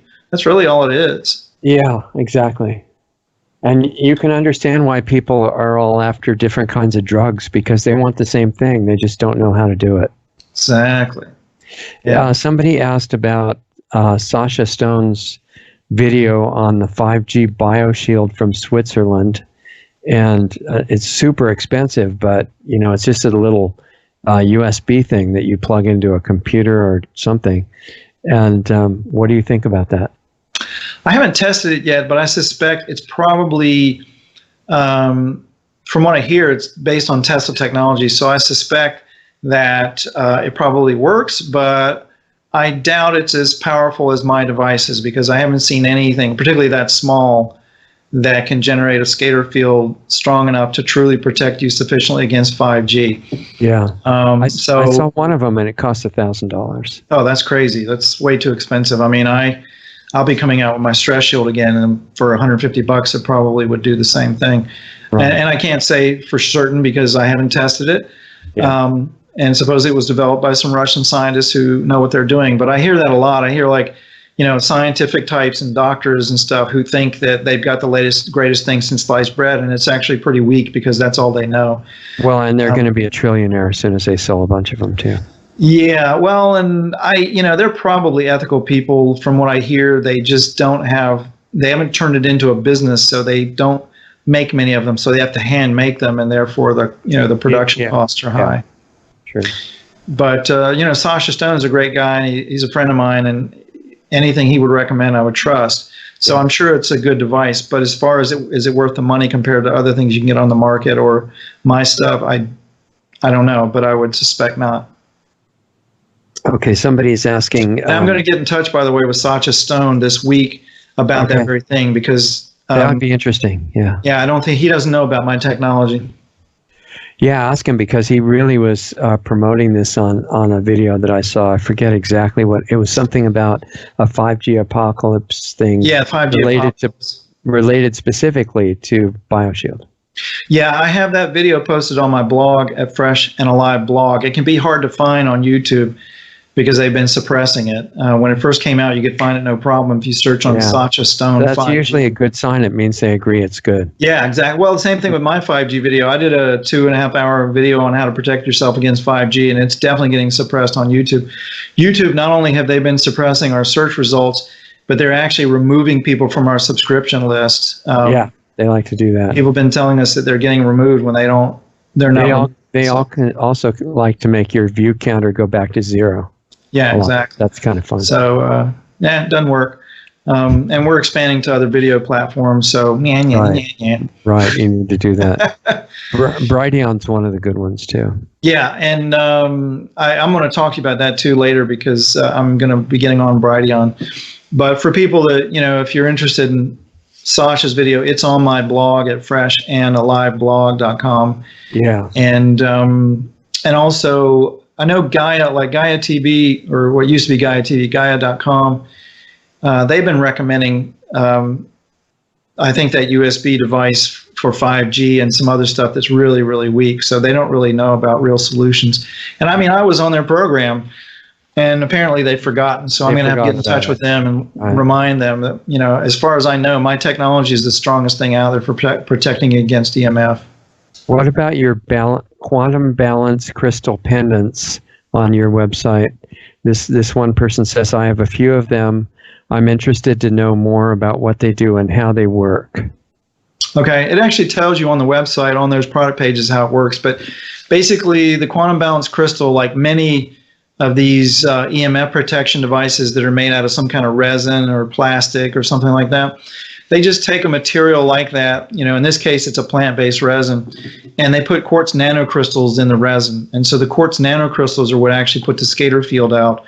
And the scalar field, because it's of natural frequency from quartz, it will structure electromagnetic radiation. See, normally EM waves, whether it's television, radio, or airport radar guns or whatever, all these different sources, this stuff is zooming around through our atmosphere all over the place, and it's reflecting off of surfaces, and when it gets to you, depending on where you're at, it may be bouncing off of walls and objects and coming at you from all different directions. And so those waves are coming in at you from all these different directions, and that interferes with cellular communication in the body. The cells are trying to communicate with radio frequencies, with scalar waves, with sound frequencies, and electrochemical impulses and different types of energies. And so that EMF is like static on a radio station. So, if there's not much static, it's not a big deal. But if it gets to be too loud, then you can't hear the station. And so if the cells are trying to talk to each other and signal each other, and then there's this loud interference, and they can't communicate, then you wind up with major diseases. And so when you create a scalar field of the right frequency or the right strength, then when those waves hit, they'll become parallel. And so when they're passing through your body, they're all passing through from one direction, and that radically reduces the amount of noise that they create. It's kind of like a stealth fighter coming into radar. It's got a much lower profile. So that's how all these EMF protectors like that's how they work. And then there's another technology. There's a couple other technologies like natural stones, like shungite. They're naturally high in ormus. Their atomic structure and molecular structure puts out a scalar field in combination with the ormus hiding inside of the mineral. That puts out a scalar field and acts the same way. Or you have other technologies like we have the Amora pendants on our website, where they just take a nut from South America called tagua, and they just slice it into little slices so it's pendant shaped, and then they bombard it with scalar waves, and that alters the geometry of the nuclei of the atoms of the material. And so it doesn't chemically change the material, but it just simply alters the geometry of the subatomic particles in the nucleus of the atoms. And so the nuclei act like little microscopic scalar wave antennas that picks up this scalar energy all around us. Some people call it 0-point energy at that scale. And then those little microscopic antennas rebroadcast that field and create a field around the material. And so you'll see pendants made out of glass or metal or other things. That's basically how they're structured. But they all do the same thing. They put out a scalar field. It creates quantum coherence that structures the EMF and makes it less damaging. But it's not. It doesn't give you carte blanche to blast yourself with EMF. Right. So if you're wearing a pendant like the QBC one that you guys have, how is there a way to describe how much that would protect you against the 5G that's coming? Well, in my test, that is not going to protect you at all against 5G to speak of. I mean, it protects you a little bit, but in general, 5G is so powerful and so strong and so pervasive that and it's directed, right? It's focused. Right. It's beamforming, what they call beamforming. So it's sending these, these pointed beam signals. It's like a Star Trek stun gun or something, right? Right. And so it's not like a weak field. And so you've got to do everything in your power. You've got to wear pendants. You've got to have devices like mine that put out scalar fields to protect you. You've got to have shielding. You've got to strengthen your immune system and protect your body by, eating right, detoxing the body, getting toxins out, getting nutrients in, strengthening the immune system, or in particular, strengthening the brain and the nervous system. So, for example, E3 Live blue-green algae from Klamath Lake, very, very powerful at doing that. You've got to do everything. Ormus, taking in Ormus. That's why I created a 2.5-hour video on YouTube of what to do to protect yourself against 5G. You're going to have to do everything in your power to keep yourself protected and healthy when you're immersed in this ocean of massive EMF. Yeah, even if you've got protective fields in your house, you might have to go out of your house sometime, right? Yeah, I mean, and don't buy into the Internet of Things. Don't have smart appliances scattered all around your house, sending these signals all around. Yeah, I know they're going to try to make it impossible to get non-smart appliances or non-smart cars. Right, it'll be like organic food. You'll be able to get them, but they'll cost you a lot more. Yeah, exactly. And it'll be ridiculed, in the same way that, oh, that's all nonsense, blah, blah, blah. It's non-ionizing radiation. There's no evidence, blah, blah, blah, even though there's thousands of studies, including, by the way, the military. They've done their own studies showing specifically that millimeter wave technology, which is what 5G is very damaging to their soldiers. So they opted out of it for applications in the military. Here's somebody that says, can you talk about also heavy metal detox? I've been working on super high lead levels, as well as somewhat elevated mercury levels. I think he mentioned something that he puts in his eyes, but I don't remember if that was for HM detox or something else. Any recommendations for testing? ? I've been using the 6-hour urine challenge and have made significant progress over the almost 2 years I've been working on it. Any suggestions? Yeah, as with anything, you have to take a comprehensive approach. So, number one, living foods diet, high in chlorophyll, proper food combining, not combining proteins with starches and sugars and fruit and that kind of stuff. So no, raw vegan protein bars and that kind of junk. And lots of chlorophyll. Chlorophyll is really good at pulling metals out of the body, especially cilantro and parsley. Like every day I make a green drink where I use cucumber and celery as a base, and I put in parsley and tomato and red bell pepper and other greens, sometimes kale or whatever. But the red bell pepper and the tomato kind of cuts the gag factor of the green. Wheatgrass juice is phenomenal, and you can grow it yourself for pennies. And that's really good. Any kind of dense chlorophyll, marine phytoplankton is good. Chlorella is really good. Mike Adams has a good chlorella that's been tested to make sure it's not radioactive or contaminated with heavy metals. And then the product he was talking about, advanced TRS. It's the brand name is Coseva, COSEVA. Advanced TRS. It's a nano zeolite product. We sell it on our website at freshonalive.com. And that is a laboratory-made zeolite that what zeolites are is a mineral that is created when lava hits water, either ocean water or underground water. And it shocks the rock, and it creates these mineral structures that look like little microscopic geodesic balls. And those geodesic balls have a very strong negative charge inside of them. And so some people will take that rock and grind it up into a very fine powder and sell it as a supplement. And that can be fine if the company's reputable and they make sure that they use a clean source that hasn't picked up any toxins. Mm-hmm. And if the zeolites themselves pick up toxins and lock it into their cage structures, it's not a problem, because even if you ingest it, it's not going to release it into the body. Right. But for companies that are like I've seen people like on eBay selling zeolites that were mined for agricultural purposes, and they weren't food grade, and they might have other toxins in there that are not necessarily locked up in the zeolite. And then that can get into the body. A lot of complaints about them having aluminum, I think. Well, zeolites themselves are aluminosilicates, and so Mike Adams, he threw a lot of doubt onto zeolites because he put out an article saying, Mike's a really wonderful guy, and I love him, and he's been very kind to me, so I don't ever want to say anything negative about him. He's a really, really good guy, and he does a lot of good for the world.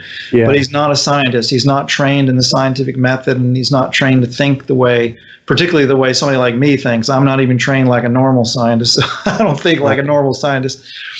But he's got some money, and he's got a really fancy assaying machine that he can take materials and assay them and figure out what's in them.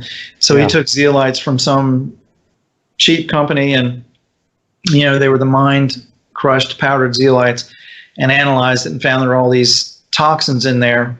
And then what he did was he dissolved. The way that you use this machine is you take the material and you dissolve it in a strong acid, and then you analyze what constituents are in there. Well, you can't do that because, number one, zeolites by themselves, even if they're pristine, they're aluminosilicates. So if you dissolve them in acid, you break them down, you're going to get aluminum, you're going to get certain elements showing up in the analysis. So he did that. And then there were probably other toxins in there. And then he goes, oh my God, zeolites are toxic. Well, you can't draw that conclusion from that kind of analysis. Because they don't release it. No, they lock them up. Now, if it was a cheap zeolite product that had other toxins not locked into the zeolite cages, then yes, that would be a valid conclusion, but you have to have other types of analysis to make that determination. He just dissolved these things and said, oh, look at all this stuff in the dissolved solution, they're toxic. Yeah. It's not correct. Zeolites have been around for at least 800 years. They've been ingested by human beings for about 800 years, and they're well known to be non-toxic if they're harvested, mined properly. And not all of them are. So, you got to be careful about that. But the Cosiva product, you don't even have to worry about that because they're laboratory made, so there's no risk of any contamination at all in the cages or outside of them. Okay. But for example, Amica has a good powdered zeolite that is made from natural minerals, and they do test it for all of that stuff. And it's a good product. I sold it for many years and I used it for many years. But once I found the advanced TRS, I realized there's no need for any other zeolite because what they've done with this laboratory form is made individual discrete cages of zeolite in water. So where, if you take zeolite rocks and you grind them up, even if you grind them up very, very fine, you're still going to have thousands of cages per particle of zeolite, and they won't go anywhere in the body. Right. They can only go into the GI tract of the body and pull stuff out of the GI tract. Yeah. These advanced TRS, because they're individual cages, they're angstrom sized, they can actually go anywhere in the body that water can go. So that's the Cosiva one, right? Right, the Cosiva. Okay. And it's the only product I know of that's like this. Okay. I spray it in my eyes every morning, one spray in each eye. I spray 3 sprays in my mouth, one spray in each eye, and that will go into the brain. And this has been proven, by the way, by Cosiva. They've had great success with autism because of this, because autism most often is caused by heavy metals depositing in the brain and short-circuiting pathways. Right. So spraying it in the eyes, it'll go into the brain, pull heavy metals out of the brain, including mercury. And then you spray it in the mouth, it goes through the body, and it will pull metals out of the body. That's been extremely effective, especially long-term. So along with food and diet and chlorophyll and herbs, I also, along with fresh herbs and juices daily, you can also use, Dr. Morse. I use Dr. Morse's herbal extracts for detoxing, and along with those nanozeolites, and all of that works phenomenally well for getting metals out of your body. And I know it can be done because I had mercury poisoning. I've had copper toxicity, massive copper toxicity from copper plumbing, and mercury poisoning from my fillings for many years. It gets it all out. Does it take aluminum out too? It'll take aluminum out. It'll take any heavy metal out, and it doesn't remove. Beneficial minerals and elements from the body, because one thing that heavy metals and pathogens have in common with the body is they have a positive charge. So there's certain ways you can target pathogens and toxins, and one of those ways is by charge. So the zeolites have a strong negative charge at the center of their cages. These toxins have, and not just metals, but other toxins as well, chemical toxins, pathogens, they've got a positive charge, so the zeolites will lock onto them. Then the charge neutralizes and they can't get out of the cage, and then it gets flushed out of the body. And that would seem to include even living, microparasites and things like that. And even viruses, even bacteria. Does Cosiva come as a liquid? Yes, it's a spray. How expensive is it? I think it's like $63 a bottle, and one bottle will last. If you're doing a heavy metal cleanser, probably last you 3-4 weeks if you're doing a lot of it. I mean, and you can't do too much of it now. Here's the thing. You don't want to be taking more than what they recommend, which I think typically is 5 sprays per day. Do not go over that, because zeolites can be very dehydrating to the body. And years ago, I was using a different kind of zeolite. I was using another brand, which I won't mention, because when I mention brands, I get lawyer letters threatening to sue me. Right. But it was a very popular zeolite product at the time, and it still is out there. And I was taking the recommended elevated dosages. They recommend taking 3 times the normal dose for the first 10 days, which I did. And at the end of the 10 days, I heard Gabriel Cousens was recommending higher doses of it. So I thought, oh, okay. And I raised my dosage. And I was supposed to drop it back down after 10 days. Oh, okay. Well, within a few days of raising that dose, I started feeling like I was going to have a heart attack. And it wouldn't go away. 24/7, I felt like I was going to have a heart attack at any moment. So I immediately, of course, stopped the zeolites, and I started doing large amounts of juice and water to flush it out of me. And it took a week before that went away. Wow. Now, I've never had anything like that happen with the Coseva, but I've never done massive doses of it. So I just tell you, with any zeolite product, do what they recommend, do not do what they recommend. Well, you say you do 1 spray in each eye every day. Does that last a month for a bottle if you do that? Yeah. Okay. Sometimes longer. Okay. And it sounds like it's safe. Also, you have something I'm trying to get through these. A person says, I would like to know more about his uses for the azomite mineral powder.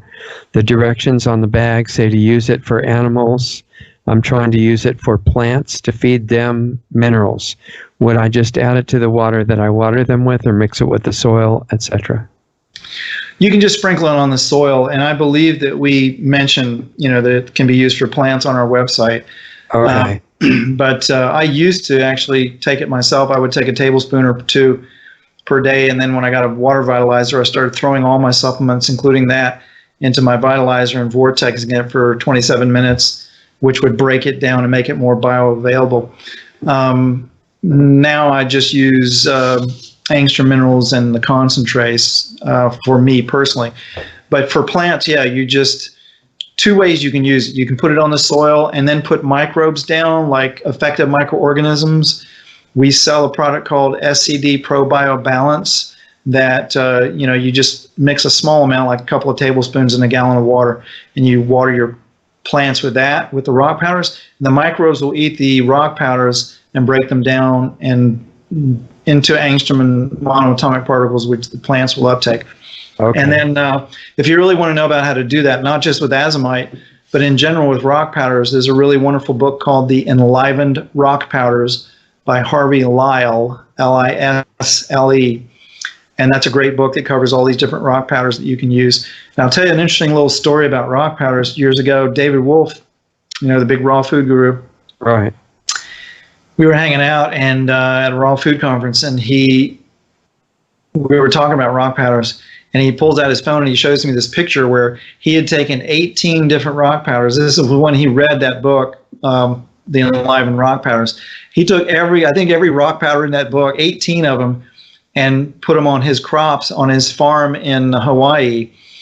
And he was growing purple corn, and which is, an heirloom variety of corn. Yeah. And the soil was so high in ormus, the plants uptook it, and his corn, which was extremely healthy, the rows on the corn, the kernels of the corn and the rows, they didn't go straight. They spiraled around the cob of the corn. Wow. Mind-blowing. And what did he put on that soil to do that? He did 18 different rock powders. He did probably mushroom compost, effective microorganisms. He did everything. He did a slew of stuff. How do you spell Lisle? Harvey? Lisle. Okay. Yeah, you can find it on Amazon. Okay. But that's the kind of results you can get. He probably was using seaweed and other things as well, knowing David, because he probably pulled out all the stops and put everything on there. Yeah. But that's an indication that those ears of corn were so high in superconductivity, they were following the natural spiral flow that this energy flows through the cosmos. This energy comes from the centers of galaxies, and it spirals and it branches as it goes, and it flows through the whole cosmos. It's relayed through the whole cosmos through these various structures, like the planets and the suns and our bodies. We're scalar wave antennas. Plants are all scalar wave antennas. Molecules, atoms, all these different structures at different scales of the universe are fractal antennas that pick up this energy and rebroadcast it. Right. So that ear of corn was an antenna picking up that signal, and because the energy is spiraling, it molded itself to the spiral structure of that energy. It's interesting how the scales are all reflecting the same thing. And if you could look at one atom, it would probably look like a universe if you could see it up close. Well, that's precisely what Nassim Haramein is proving, that, what he calls the Planck particle inside of the nuclei of atoms, and the protons themselves inside the atoms. They're what they are, energetic structures that are basically like little universes. Yeah, that's what you'd expect. Here's somebody who's dealing with a really specific situation with what they call a macular hole. Just had surgery to repair a detached retina, and was told that they have a macular hole in the eye, and the doctor said there's a bunch of scar tissue around the hole preventing it from closing. He did try to repair it when he attached the retina. So I said, so if the scar tissue is reabsorbed, then maybe the hole would close spontaneously. And he said, well, that's never going to happen. And wants to go in, and nice to be sure about stuff, and wants to go back in and surgically clean it up, in quotes, cutting a bunch of other stuff. This would mean another 6 to 8 week recovery period with restrictions that I mentioned, not picking the head up and stuff like that. And no guarantees at all it would restore vision, even if the hole was closed. Anyway, I'm seeking alternative energetic approaches to healing the scar tissue on the macula. That's pretty delicate in there. And so I've done visualization of the scar tissue being cleaned up through autophagy, cells eating junk in your body. I totally know the body can heal itself, and I just have to figure out how. Looking for ideas. Right. Now, I cannot give you any kind of advice that would countermand your doctor's Exactly. advice, so please go get all the drugs from the doctor immediately. Yeah, do what your doctor says, or find a doctor that, is more in line with what you're seeking. But I'll tell you what I have done with clients that worked well in conditions like that, where they had eye injuries. First of all, everything we've already been talking about here, living foods, 100% living foods diet, proper combinations, high in chlorophyll, dense nutrients, superfoods. Find out if you're deficient in any minerals. In particular, minerals are what build the structures of the body. That's what the body's structures are made of. So if you're deficient in minerals, particularly as you get older, you get more and more mineral deficient, and then that's why things heal up a lot slower. So getting big concentrations of minerals into the body, particularly in food-based forms, will help accelerate healing of any kind, number one. And so, along with these products that we've been talking about, like blue-green algae, for example, E3 Live, really good one, but also a good multivitamin mineral overall is a product called Intramax, I-N-T-R-A Max, M-A-X, from Drucker Labs. That's a really phenomenal multivitamin mineral nutrient product that I would be taking big doses of. And big doses for me would be 2 capfuls of that stuff per day. And it's not cheap. It's about $80 a bottle, which normally if you take 1 cap a day, that'll last you a month. So, I'm talking about $80 every 2 weeks. Right. Staying alkaline, getting dense nutrients. Other things that will help immensely, if you can get access to a quantum biofeedback practitioner. Quantum biofeedback, particularly the QXCI SCIO, which is SCIO, or the newer version of that technology, the Eductor, or EDUCTOR. I believe it's quantumalliance.com is their website, I believe. If you go to my website at freshandalive.com, on the services page, I have links to them. And SCIO practitioners and quantum biofeedback practitioners. But that device is not a curative device, and it's not a diagnostic device. It's not been FDA approved for any of that. Right. But what it will do is measure stressors on the body, and it can give you a lot of detailed insight into, what is stressing the body and what's affecting the body. These practitioners, like any practitioner, some are better than others. So you can contact the Quantum Alliance and see if they can recommend somebody in your area who would be good at that. Once you've been hooked up to those machines, they can actually send energy into your body. I mean, when you're doing a session in Purpose, it will read the subatomic energetic structure of the body. It can analyze it in a way that and compare it with known values to see what's going on in the body, but can also send scalar energy into the body to help support healing. And I've seen amazing results with that. So that's something that could, along with everything else, will help. And then there's a product on the market called Liquid Manna. And you can go to liquidmanna, MANNA.com, and they've got a water product it's a scalar energized, basically what it is Ormus water that's been programmed with scalar frequencies. And I know that the wife of the guy who invented that stuff, who's now dead, his son is carrying on the company, but the guy, his wife, used that. She was blind in one eye, and she had an acute injury to her eye like 18 years. And she started putting that in her eye 5 times a day, and after a few months, she regained her vision in that eye. Okay. So that stuff is very regenerative. Now, it's not, FDA approved as an ocular product, so I can't actually tell you to put that in your eye. I'm just telling you what happened with his. Yeah. Do you know if it's expensive stuff? No, it's not expensive. I think it's like $30 a bottle or something like that. And if you're using it, like I put it in my eyes, I've never had a problem with it, and it lasts a long, long time. 1 bottle of that stuff. You can also drink it, by the way, too. It's very alkalizing to the body and regenerative to the body. And then again, Sherry Edwards sound technology. If you can find any practitioners in your area that you can work with, that technology also accelerates cellular regeneration. Right. What you want to be focused on is cellular regeneration. That regenerates anything, in the body. No, as opposed to getting rid of scar tissue, you mean? Well, the scar tissue will naturally go away when you regenerate cells. This is the thing.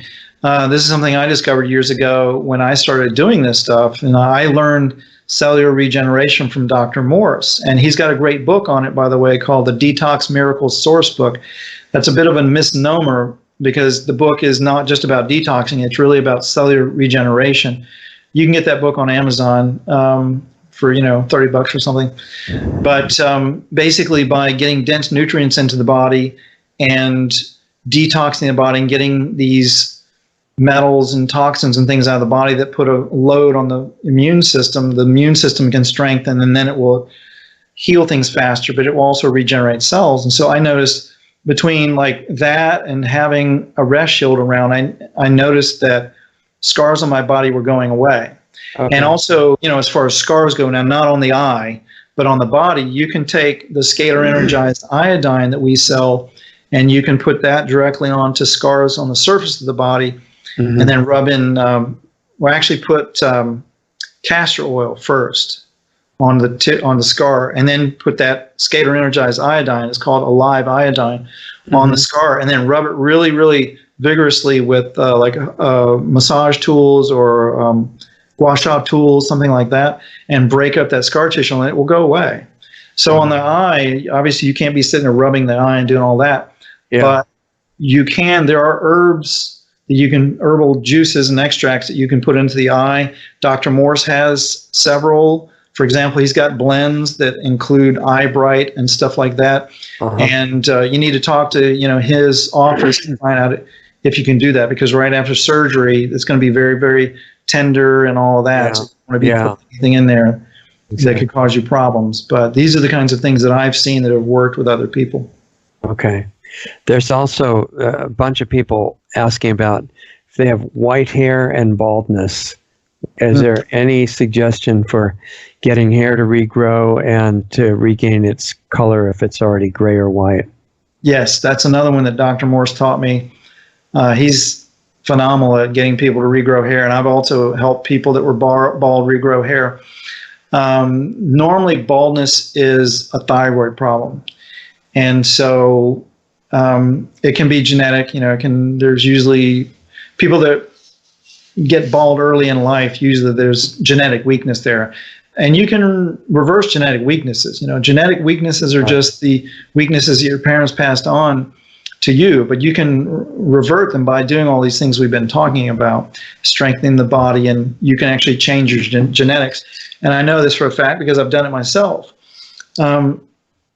But with baldness, you want to work on the thyroid, in particular the adrenals, and the endocrine system in general. And so Dr. Morse's herbs, he's got tissue and organ-specific herbal extract blends specifically for doing that, and he's got detox programs for doing that. And you can email me through freshandalive.com on our contact page, and I can send you information that I've written up already about using Morse's herbal extracts. But basically, you've got to feed the body, feed the glands, detox the glands, and heal them up. And as you do that, the baldness will go away. You'll feel better. You have more energy. A whole slew of things will improve. Right. I've had people do this. There was a guy, for example, who came to me with prostate cancer years ago when I was doing consultations, and he got rid of the cancer. But one of the side effects was he was bald and his hair regrew. And when I first saw him after a year or so, when he regrew his hair, I didn't even recognize him because I was so that used makes to a seeing big him. difference. Right? So you can absolutely regrow hair. Morse jokes around and says he can regrow hair on a bowling ball, but he's got a lot of experience doing it. So, between him and me, we can. Does he do anything different than his general protocol for that? Do you know?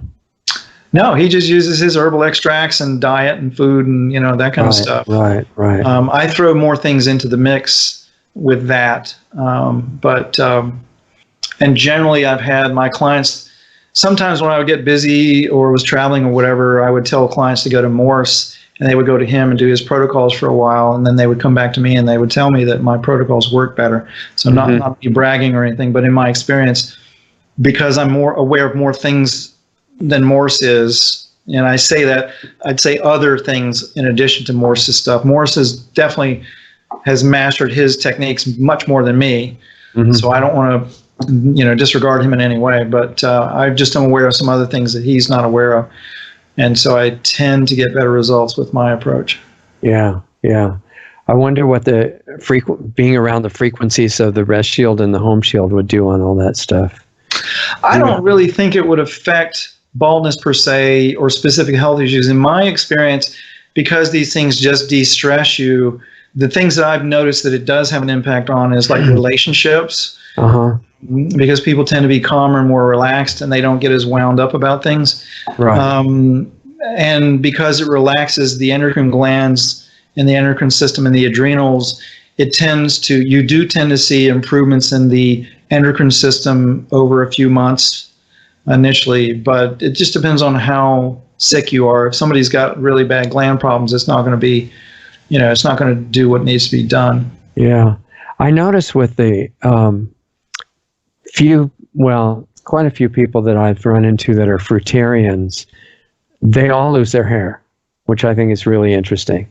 Maybe it's just, not that fruit is bad, but that if you only do that, maybe the sugar ratio is much too high or something like that. Well, you're losing minerals and you're not getting those fat soluble vitamins with fruit. And, right. I know a lot of these raw food gurus behind the scenes. I've seen things that most people don't know. So Dr. Doug Graham, who I'm a big fan of, I love his work, but he promotes heavy fruit diets and stuff like that. And I know a lot of people who work for him, and I think even he himself, he's got some deficiencies in areas, and they don't talk about this stuff. I know the most prominent raw food people, the people who are running healing centers and stuff. And I know their doctors, I know some of their story behind the scenes, and I know they're not telling the truth about some of the health issues that they have because they based their whole income on it. I'll tell the truth about my experience. What works. I think they have a hard time suddenly changing something if they learn that what they've been saying for years is actually not the best thing to do. Yeah, and I think a lot of it comes from, wanting to be vegan, which I can understand. I wanted to be vegan for a long time, and it's simpler if you can just eat a piece of fruit once a week. And I think it can be done. Yeah, but not in our society, typically around the planet. If we were growing our own food, like my grandmother did, and drinking natural water from a spring and those kinds of things, and eating our food, freshly picked and those kinds of things. Yeah.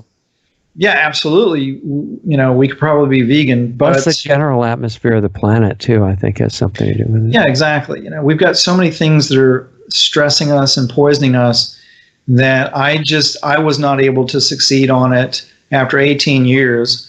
And I'm no dummy.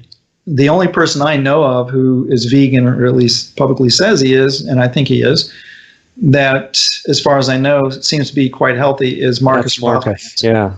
But Marcus Rothkranz created a whole supplement line so that he could get what he needs to stay healthy.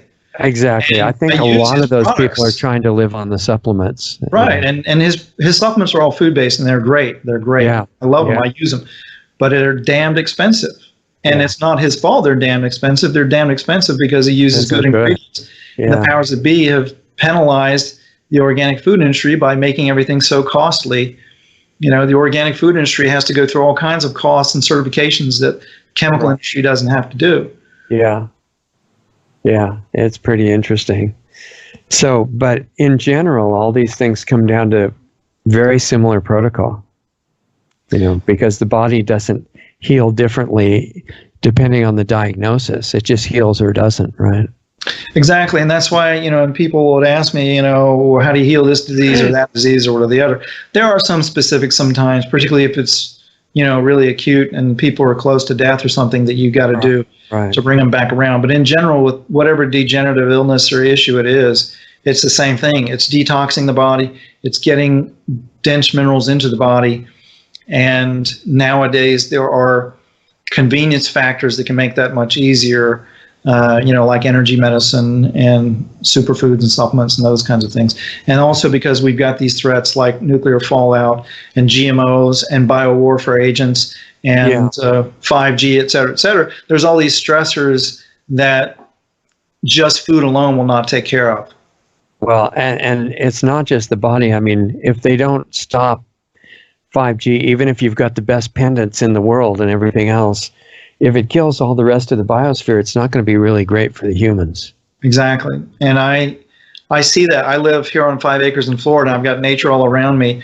Yeah. And, I see, like the other day, they were spraying for mosquitoes here, which is totally insane because it's not like they're using some benign poisons. They're using poisons that are just as toxic as DDT. Generally neurotoxins, right? Exactly. And they're known neurotoxins, and they, you call them up and say, what are you spraying? And they tell you, and then you go look up the MSDS, and it's exactly that: brain damage, nervous system damage, la, la, la. Yeah. And yet they spray it over huge areas. And I look out, and I'm like bringing my animals in and keeping them indoors for 5 days straight and that kind of stuff. And staying, indoors. And then I look at the animals outside, like the eagles and the ospreys, and there's no break for them. Yeah, exactly. It's insane. And of course, whole species are dying off. I mean, there's whole species of plants and animals here that are gone. Yeah. It's definitely intentional, but some way has to be found to turn it around. And the only thing that I can think of at the moment, and my main focus is solutions for the overall problem that you just described. And it has to be something if it's going to get fixed, the only way I can see to do it is to change the consciousness of the perpetrators. Precise. Not just everybody else. Precise. And we have to change ourselves to become so strong that our influence by resonance changes them. Precisely. You've hit the nail on the head because, and this is what these enlightened gurus and swamis and people say, the same thing. That's why they focus on not just raising and enlightening the people, average people, but also going to the politicians. India, for the first time ever, has a leader who is a meditator, and he's a student of Sadhgurus. And so if you can get these insane so-called leaders on this planet, and also, affecting the extraterrestrial influence as well, that's another part that's not talked about. Right. Because a big reason why we have all this insanity on our planet is because of the extraterrestrial influence that's been going on here for thousands of years. That's been mind controlling our whole planetary population for thousands of years. Those kinds of things have to be acknowledged and not feared, but shifted by shifting ourselves. Yeah, And because you got to be able to change people that you can't talk to. exactly. Exactly. It's like, how are you going to enlighten the president of the United States or, the president of Russia or China or whatever? Or even somebody local that's so intimidating and nasty that, forget normal communication. Exactly. And it's a big challenge. And, this is something that Sadhguru says, that his goal is to enlighten the entire planet. And he says he knows that he will not be able to do that in this lifetime. And so he said that we should all have goals that are bigger than we can achieve in our lifetime. Yeah. And I certainly feel that way with the stuff that I'm doing. It's like, I don't know if in my lifetime, I don't know if I'm going to see the results of, what I'm teaching spread en masse, but I'm not going to give up doing my best to get it out there. A small critical minority can do a lot, Exactly. Not just because they're handing out petitions, but their frequency gets so focused and coherent that when they think of harmony for everybody else, it's not just a nice belief and chant. It actually starts happening. And, Exactly. I'd like to think that that's not necessarily limited or not necessarily impossible, because on the other side, the destruction side, they're increasing their timetable right now to make it happen sooner. And I think we have to get, pay more attention to the work that we're expected to do. Those of us that have any awareness of it have a responsibility to try to do better if we can. Exactly. And even if you're not interested in saving the world, if you do these things to maintain your own health and happiness, if you're happy and healthy amidst everything that's going on this planet, people will flock to you asking you, what are you doing? Right. It's like the ones that don't ask you are going to be affected. Exactly. It was very true. I was, a couple weeks ago, my nephew is in college and he's in business school, and he was in a class where they had to interview the CEO of a company, about how they run their business. And so they interviewed me, and I was like, well, you have to understand, I'm very, very different in the way I run my business than most CEOs, because I use a love-based approach rather than a fear-based approach.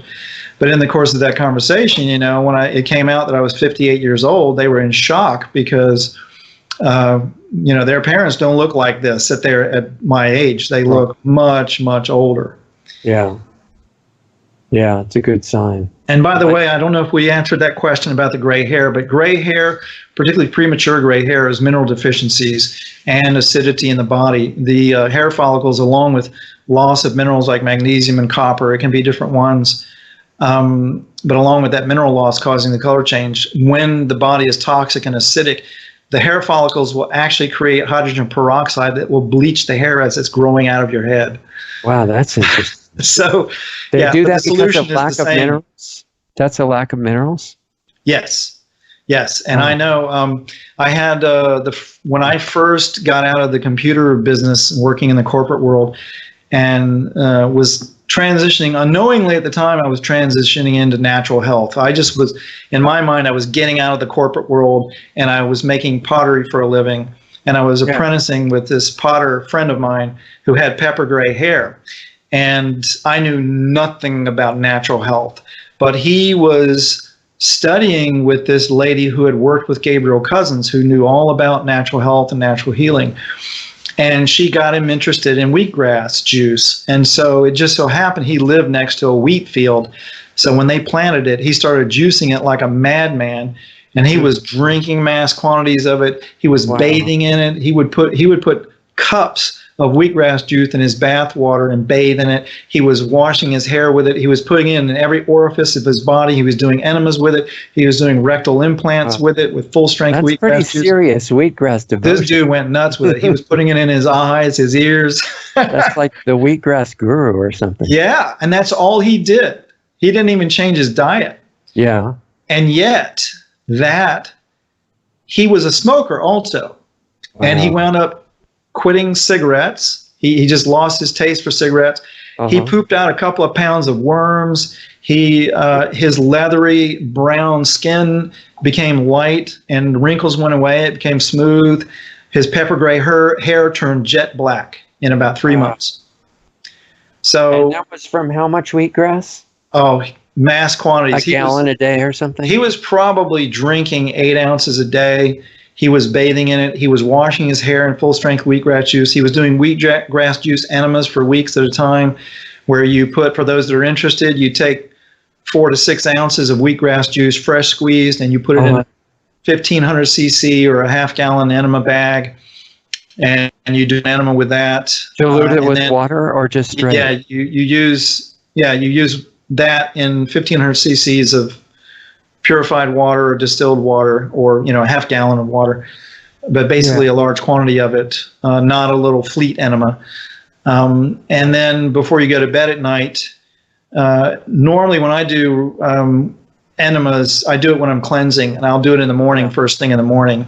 Right. And then at night before I go to bed, I will do a rectal implant where you take 4 ounces of wheatgrass full strength in a squeeze bulb, which you can get at the drugstore, and squirt that up your booty before you go to bed.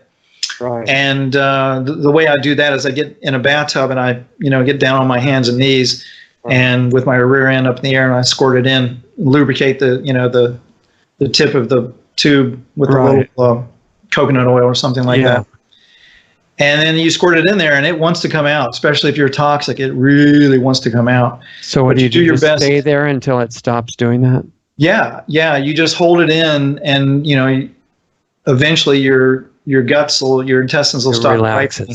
And fall asleep. But what that'll do is it'll go into the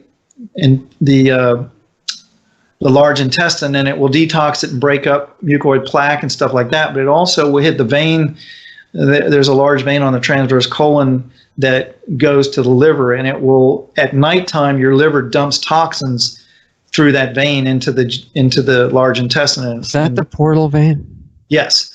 And so when you do that, that vein will actually uptake the wheatgrass to the liver and help detox the liver. And then it's not unusual for it to wake you up at 3 o'clock in the morning. For people that have a hard time sleeping, if they wake up in the middle of the night, it's usually because your liver is dumping toxins. Yeah. So when you clean up your liver, that usually goes away. Wow. So I know the way that they're selling wheatgrass now is a little tiny thing like this with some grasses coming out, and it's like $3. So you'd need like $1,000 a week to do. Yeah, that's it. It's crazy expensive to buy it. So I've been teaching people how to grow it, and actually I'll give you guys a link to a hidden page on my website where you can get my sprouting instructions for growing wheatgrass and other sprouts. Yeah, because you'd really need a large quantity of wheatgrass to do that. You do. You need a big quantity of it, and I do mass quantities. And if you grow wheatgrass like I grow it, you'll have 16-inch tall wheatgrass that's loaded with nutrients and high in ormus, and you'll get a lot more juice out of it when you're juicing it. Is that a link you have to give us later, or can you say? No, I can give it to you now. It's downloads with an S, downloads.freshandalive.com. Now, I've got a bunch of other freebies there as well, like how to brew effective microorganisms and make your own probiotics and medicines. But with wheatgrass, you can get the sprouting download there. It's a PDF. And I can tell you in a nutshell, the trick to sprouting in soil, you can sprout in your kitchen without soil very, very simply, just using little glass Pyrex bowls and, soaking the seeds overnight and then keeping them drained and rinsed a couple times a day. Right. And then you can put them in the fridge. But for growing in soil, a jar, like a mason jar too? Can you do that? Yeah. Do they mold? No, for bigger sprouts like lentils or mung beans or something like that, green peas, those are some I sprout a lot. Those bigger ones, you can just put them in a bowl, soak them overnight for about 8 hours, and then keep them rinsed a couple times a day, and they'll just sprout in the bowl. I get those Pyrex bowls, glass Pyrex bowls. You can get them at like Walmart and Target. That have a plastic lid on them, and I'll just lay the lid over it with it a little bit open, so it gets a little bit of ventilation. But they won't mold. You just keep them rinsed, and you put them in the fridge, and then you can keep them in the fridge. Okay. For growing wheatgrass, you basically do the same thing. You soak the seeds overnight for about 8 hours. It doesn't matter what kind of wheatgrass seed you use. It can be spring wheat, winter wheat, doesn't matter. Pastry wheat, doesn't matter. Right. But the trick to growing any kind of sprout in soil and not have it grow mold is, number one, get seeds from a good source. which means Jaffe Brothers, which their website is organicfruitsandnuts.com. Or let's see, the other place I used to be called Handy Pantry. Let me see if I can get their website. TrueLeafMarket.com. They sell sprouting seeds. Those two companies sell seeds. They sell them fast enough that they don't get mold on them. If you've got them sitting around in buckets and silos and stuff, they want to Yeah. So I've never had mold problems with their seeds. TrueLeafMarket.com and OrganicFruitsandNuts.com.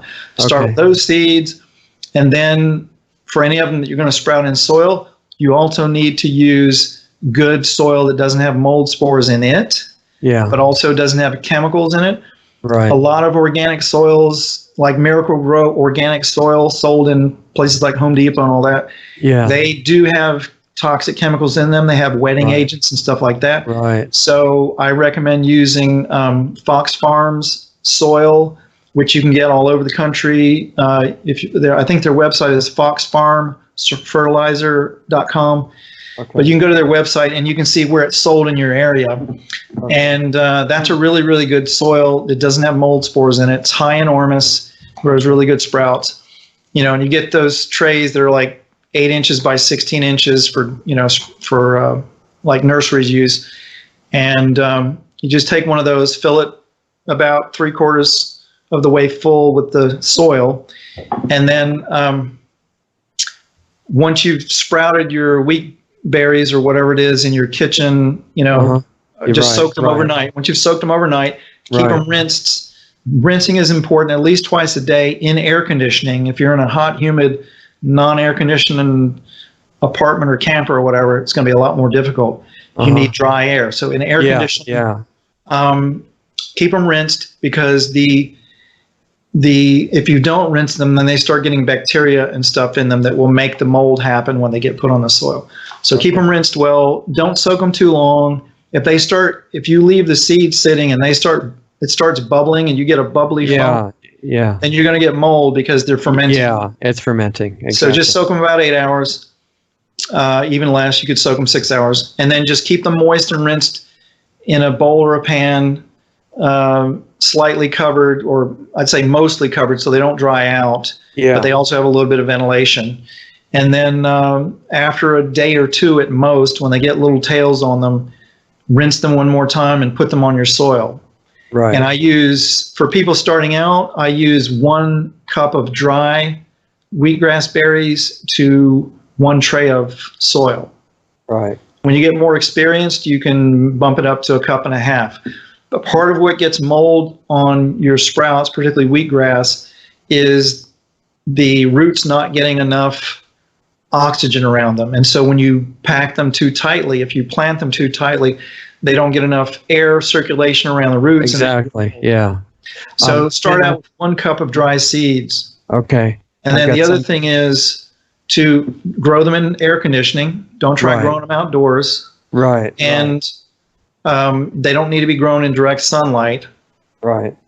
And then, when you spread the sprouts on the soil, put an empty tray on top so that they're dark. Okay. And after 2-3 days, they will grow and push up that tray up about 1 inch. Once they grow about 1 inch tall, then you can remove that tray and then grow them in near a window or in sunlight. Okay. So grow it in air conditioning. That's a major key.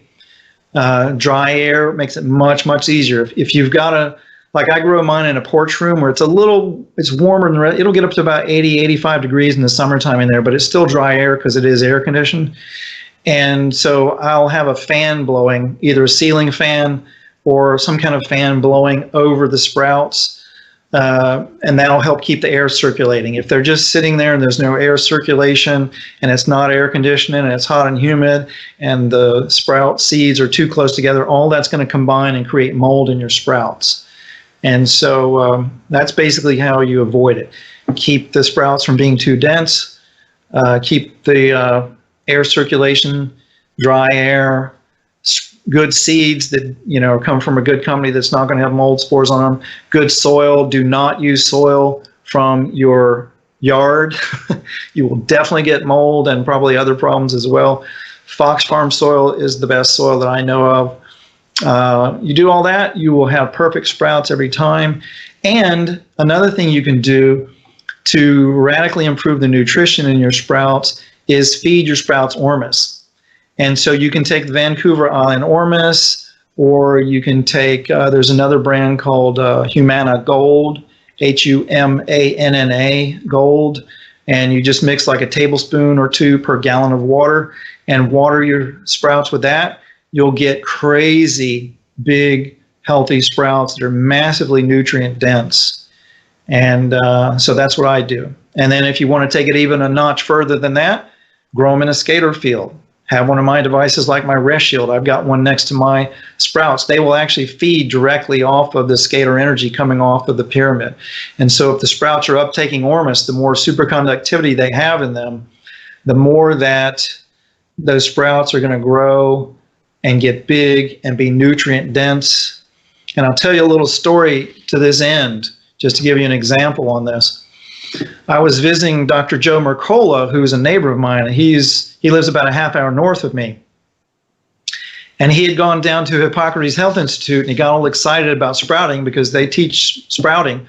And he came back and he wanted to grow wheatgrass and other sprouts. And I just happened to be visiting his house when he had that going on, and his sprouts were pathetic. And so I said, what's going on here? And he said, well, I'm trying to sprout.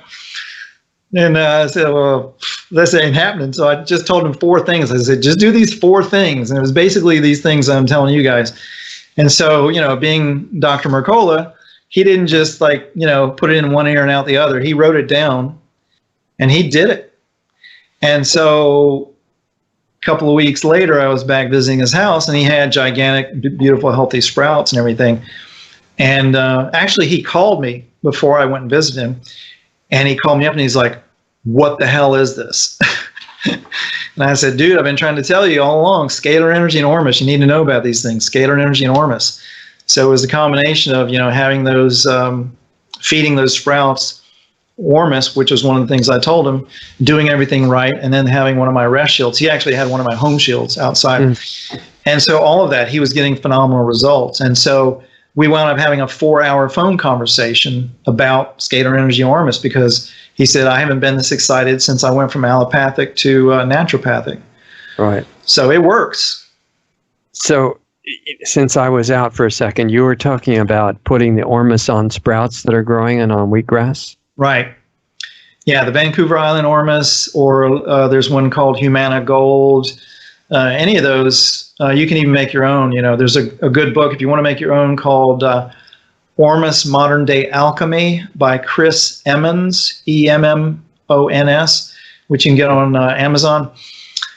And it'll tell you how to use what's called the wet method to make an ormus precipitate. And you can play around with that, but don't ingest that stuff unless you test it first. Right. Because you can get poisoned with heavy metals and all kinds of things if you do it wrong. But it's not expensive. I mean, for what Vancouver Island ormus and Humana Gold and others cost, you're only going to use like 2 tablespoons in a gallon of water to water your sprouts with. So it's pretty cheap. Right. And I do that, by the way, with everything I grow. I do it with my sprouts. I do it with my tower gardens. I have 3 Juice Plus tower gardens where I grow herbs and greens and stuff hydroponically. And it's absolutely amazing. I put a little bit of that ormus in there along with the plant food that they recommend for the tower gardens. And we have, for less than $100, one of those tower gardens will grow enough food for my wife and I to have giant salads every day for 6 months. Wow. So it's cheap, nutrient-dense food. And then, of course, I use it in my greenhouse. Like right now, we had a friend over who's a gardener who helps us with our gardening. And we've got tomato plants that were planted about 6 weeks ago, and they're already about 10 feet tall. Right. And by the time they get mature and they're fruiting, they'll be 15 feet tall, and they'll have hundreds of nutrient-dense tomatoes on them. Does it freeze where you are? Occasionally it does, every 4 or 5 years. But since I've put the home shield out, we haven't had any freezes since 2012. Also, those plants are in a greenhouse. So, since tomatoes are perennials in the jungle, have you ever tried to grow them more than a year? Yeah, I have. Usually what happens, because we grow them in the greenhouse to keep them protected in the wintertime, by the time the summer rolls around, usually around July, they start dying off. They get just too from the hot? heat. Okay. Yeah, the heat, humidity. But they'll fruit for 4 or 5 months straight or more. Yeah. I mean, like when we finally took them down, they were looking dried up and shriveled, but they still had tomatoes growing on them. So they just keep fruiting and fruiting and fruiting and fruiting. It's amazing. Yeah, pretty neat. Before we wrap up here, and I've kept you over time, I apologize for that, but it's gone by very quickly as always. How do people stay in touch with what you're going to do, and what big events do you have coming up that people need to be aware of? Well, the next event that I have coming up is on November 16th here at my house. Actually, I'm having a raw food potluck bonfire. Okay. And so occasionally we get people flying in from other states for that. It's pretty funny. But if you really want to hang out with me and talk to me, that's the best way to do it, other than at an event, because I hang out around the fire till 3 or 4 o'clock in the morning, and people just hang out and talk all night long. So I'm doing that on the 16th. It's a Saturday. How did they arrange to get an invitation to that, or to know? Well, it's open to the public. You just go to freshonlive.com on the events page, and the details are there. Okay. It tells you how to get there and everything. Yeah, and we have an accommodations page on our website. Of course, Airbnb is probably the best, cheapest thing to get around here. Yeah. Which we have a link to on our site. But there's hotels and campgrounds and stuff like that, and that kind of thing. And then so that's the next event I've got coming up. And then December, I'll be in India for 3 weeks, and I will be speaking at least the Pyramid Spiritual Society Movement's annual 10-day conference. So I'll be speaking there, and I'll probably be speaking at some other places around India. So if anybody in India is, or if anybody's interested in going to India and wants to go to that, just email us and we can give you some details. Okay. And then I may go to South Africa in February, depending on my schedule, and hang out with Sam Osmanagic from the Bosnian Pyramids and Michael Tellinger, who's a brilliant guy who's made a lot of amazing discoveries about archaeological sites around the world and around Southern Africa. That'll be really, really cool. I just don't know if I'll have time, but I'd like to do that. And then for sure in April, I think it's April 2nd through the 6th, it's like 4 or 5 days, we're going to do a pyramid building workshop here at my house in New Smyrna Beach, Florida, with Dr. Valery Uvarov, the Russian pyramid scientist. And that will definitely be an event, because Valery is one of the few people who can blow my mind continually. When I talk to him, he's always blowing my mind. Yeah. He's had ET contact. He was actually years ago in the KGB, and it was his job to investigate UFO incidents and things. And he has encountered ETs and had a lot of really, really interesting information given to him. Were the Russians shooting them down like the Americans were? Probably. I haven't talked to him about that. He told me more about his experiences encountering these ETs and what they told him. And interestingly enough, it jibed with what I was told, but he expanded on a few things and I expanded on a few things. But he's just a really, really cool guy and a really wonderful guy, and very interesting character. And for anybody that looks him up online, by the way, he built a large pyramid healing center with some investors. Some people wanted to build a pyramid-shaped healing center, and they spent $1 million doing it, and he advised them on it. And then when it was finally built, they discovered that the pyramid was amplifying everybody's personalities. And so, which is not always a good thing. It's like if you're basically good, that can be a good thing. But apparently it caused some problems. And so Valery realized that it was going to cause people harm. So he went public with the information and told people not to, be working there and stuff. And so basically these people that spent $1 million lost their money, and they became irate, and then they started trashing his reputation online, and they actually hacked his website and stole his website from him and stuff. Why is that not happening in Sam's facility? Because in Bosnia, nobody would help him. Basically, it's like He's had a lot of investors and people contributing and donating to him, but initially he funded everything. He funded. Yeah, but I mean, when the people go under the pyramids and get healed in Bosnia, well, it's because they're not. Why don't living they have the personality problem? It's because they're not living in them. It's prolonged exposure. It's like ingesting too much ormus. Part of the problem with ormus is that it makes you more of who you are. So if you're fearful or whatever, you're going to become more of that. Well, so if they were smart, instead of closing the pyramid, they would have limited the hours that people spend. Well, I don't know what they did. I don't know all of the details, but that's what I hear about it. Right. And so they've done all kinds of things to try and trash his reputation.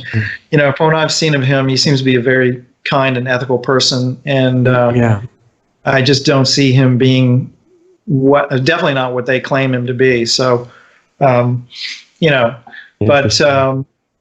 he's a really cool cat to hang out with. And so, when we do the pyramid workshop here, we'll be having bonfires and that kind of stuff. And it'll just be a good time. I would think that when you guys talk about ET experiences, that the main thing that comes from benevolent ETs would be, what can we do to help the humans become conscious? Well, it's a lot of that. It's also the real history of our planet, mind control, how our planet has been mind controlled, how it worked and works, and why it's been done. And, like Valeri told me one thing that I had never heard before. It blew my mind. He said that benevolent ETs had given us technology that they knew would be used against the population and would harm the population, but at the same time, it would save humanity when we pass through a part of the galaxy that could destroy the Earth. Apparently there's a band of energy that the Earth passes through every 26,000 years or something that can create pole shifts and do things that can kill off all life on Earth. And so they gave us technology to help protect us from that stuff, but at the same time, it can be used for weaponry and mind control and all kinds of other things. And so I was like, I never thought about that. Part of the frustration of working with species that aren't very conscious yet. Exactly. And I said to him, so, how do we transition from a warmongering planet to a peaceful planet? And he said, yeah, that's the big trick. But he had a lot of insights, and then, a lot of things that he confirmed that I had also been told, and he didn't know. He had never heard anything in my story. And so, yeah, he's a really fascinating guy. Yeah. And I did an interview with him, by the way, on YouTube, where I interviewed him about pyramid energy and technology and stuff for people that are interested. And he's got some books that are really, really fascinating. And a lot of it came from his contact with extraterrestrials. Okay. Yeah, if he's ever interested on being on more shows, let me know, because I'd like to. Yeah, I can give you his contact information. He'd be happy to do it. He loves speaking to American audiences. That would be fun. Also in India, are you going to visit the teacher you mentioned, the Sadhguru guy? Most definitely. That's the first thing I'm doing when I get there. I'm going to be doing a 2-day yoga workshop with Sadhguru, and then that's in Chennai for anybody who's interested. And then I'm going north to Bangalore. Okay. Just outside of Bangalore, where the Pyramid Spiritual Society's Movement Conference is going to be held. And then after that's done, I'm going south and touring pyramid locations along the way, and I'm going to end up I'm going from Chennai north to Hyderabad. Sorry. Yeah. So I'm going to Hyderabad, where the pyramid conference is going to be. Then I go south to Bangalore and points along the way to these different pyramid places. So yeah, it's going to be interesting. And then Patrici and his daughter Pari Patri are going to be with me, touring me around and showing me things. So that'll just be hanging out with them. It's going to be incredible. Yeah. Does Sadhguru speak English? Oh, absolutely, perfect English. Yeah. Why don't you come on the show with him when you're over there? Talk to America. I'll see if I can. I mean, I think it would be fun if he's open to it. But he's a real master. So I'd be like. I know. I mean, he may have no interest at all, but we can find out, I guess. But I could certainly, and you could probably connect with the Isha Foundation. He does lots and lots and lots of interviews. He only sleeps about 3 hours a night. because he's purified his body and his mind to the point where he can do that. It's enough, yeah. Yeah, and he teaches people how to do that. And interestingly enough, too, he recommends at least 50% of the diet being living food. So he's transformed his physical body as well, because not many of these gurus have. Yes. Yes. How old is he, do you know? He looks like he's in his 60s, but I bet he's much older. Yeah, interesting. That would be really interesting. But yeah, if you check him out on YouTube, there are lots of short videos that his foundation has put out with him, and it's really ISHA. Yeah, ISHA Foundation. But if you just search on Sadhguru, SADH Guru on YouTube, there's tons of videos that show up. Okay, that would be very interesting. Yeah. There's no good point to cut off our conversation. I think, we'd have to bring sleeping bags to continue it. But, I know. I really appreciate it. It's very refreshing in the midst of all the usual world stuff to get to talk for a while. Well, exactly, Richard. That's one of the reasons why I love talking to you, because you don't ask the usual questions. You have a much higher mind, and it's much more enjoyable and rewarding. I never learned the usual questions to ask, so I have to think of it. So. Right, exactly. Anyway. So, yeah, anytime. All right. Well, hold on. We'll say goodbye in the break, and I hope it works out that we can do something while you're in India, too. All right. Okay, you guys, I hope you enjoyed that as much as I did. That was pretty amazing conversation, everything from rest shields to ETs and everything in between. That was Ken Rohla, and I really appreciate him taking his time out to visit Lost Arts Radio again. Remember, his site is freshandalive.com, and his other site is freshandaliveblog.com. And there's some really interesting products and information on there, and I've also seen a lot of stuff with him on YouTube and other platforms like that. So I recommend studying his stuff. I know some of the products that I've had from him, every single one of them so far has been great, which is nice to know, because it's hard sometimes to differentiate from all the sources which ones are good and which ones are bad. And some of the good ones, as Ken mentioned, are good but super expensive, and his are a lot more reasonable than some of them that I've seen, and especially given the fact that they actually work. At least the ones that I've used really work. So anyway, see what you think and study his stuff, and then remember, as we probably told you before, to get on the mailing list of Lost Arts Radio at lostartsradio.com. So in case we disappear from any of these sites, platforms, which is what's in progress right now, you won't lose touch with us, and we can still send information to you, and maybe embed videos and stuff like that. That mailing list, you'll see it at lostartsradio.com. We also have a channel on Brighteon, whose features are quickly increasing right now. That's at brighteon.com/channel/Lost Arts Radio. And we've got a new Subscribe Star channel if you want to help us stay on the air and complete expanding our work and actually be able to keep doing what we're doing. Would really like, if you have the resources to be able to help us, go to subscribestar.com/Lost Arts Radio. We also, as we mentioned, have planetaryhealingclub.com. That's for if you really want to start doing the work on yourself with getting your health and energy back, and working on your consciousness and your frame of mind and intent and focus during the day that makes you more effective at everything you do. That's what we're working on live every week at planetaryhealingclub.com, talking about overcoming aging and degenerative disease, fixing your immunity naturally, and things like that, and also the consciousness tools that go with that to make those changes possible without a lot of willpower and stress. And it just changes everything completely when you look at it in a slightly different way, and we talk about how to do that. Lots of interesting stuff going on. And then, let's see, what else did I forget to tell you? You might, if you want to look at our ultimate vision for the school that we want to build,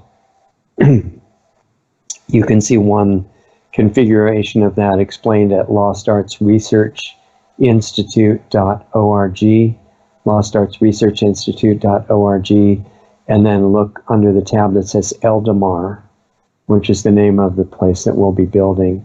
And let us know what you think. Any kind of feedback, comments, questions, etc. are welcome. I'll read all of them and respond as soon as time allows. You can reach me at richard@lostartsradio.com, and that's the same address to write to if you are interested in finding out about private sessions with me where we go over more in-depth health and consciousness information that is for the sake of life transformation. And I'll do those as often as I actually have time. Those are private live sessions on Skype generally. And if you want to know more about that, that's at richard@lostartsradio.com.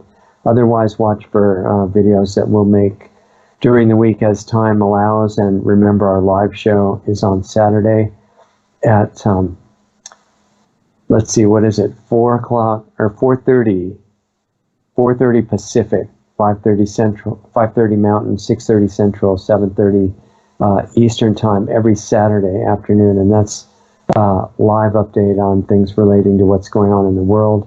And then 30 minutes after that's over, we start the live Planetary Healing Club meeting for the week, which you can access at planetaryhealingclub.com if you're ready for that.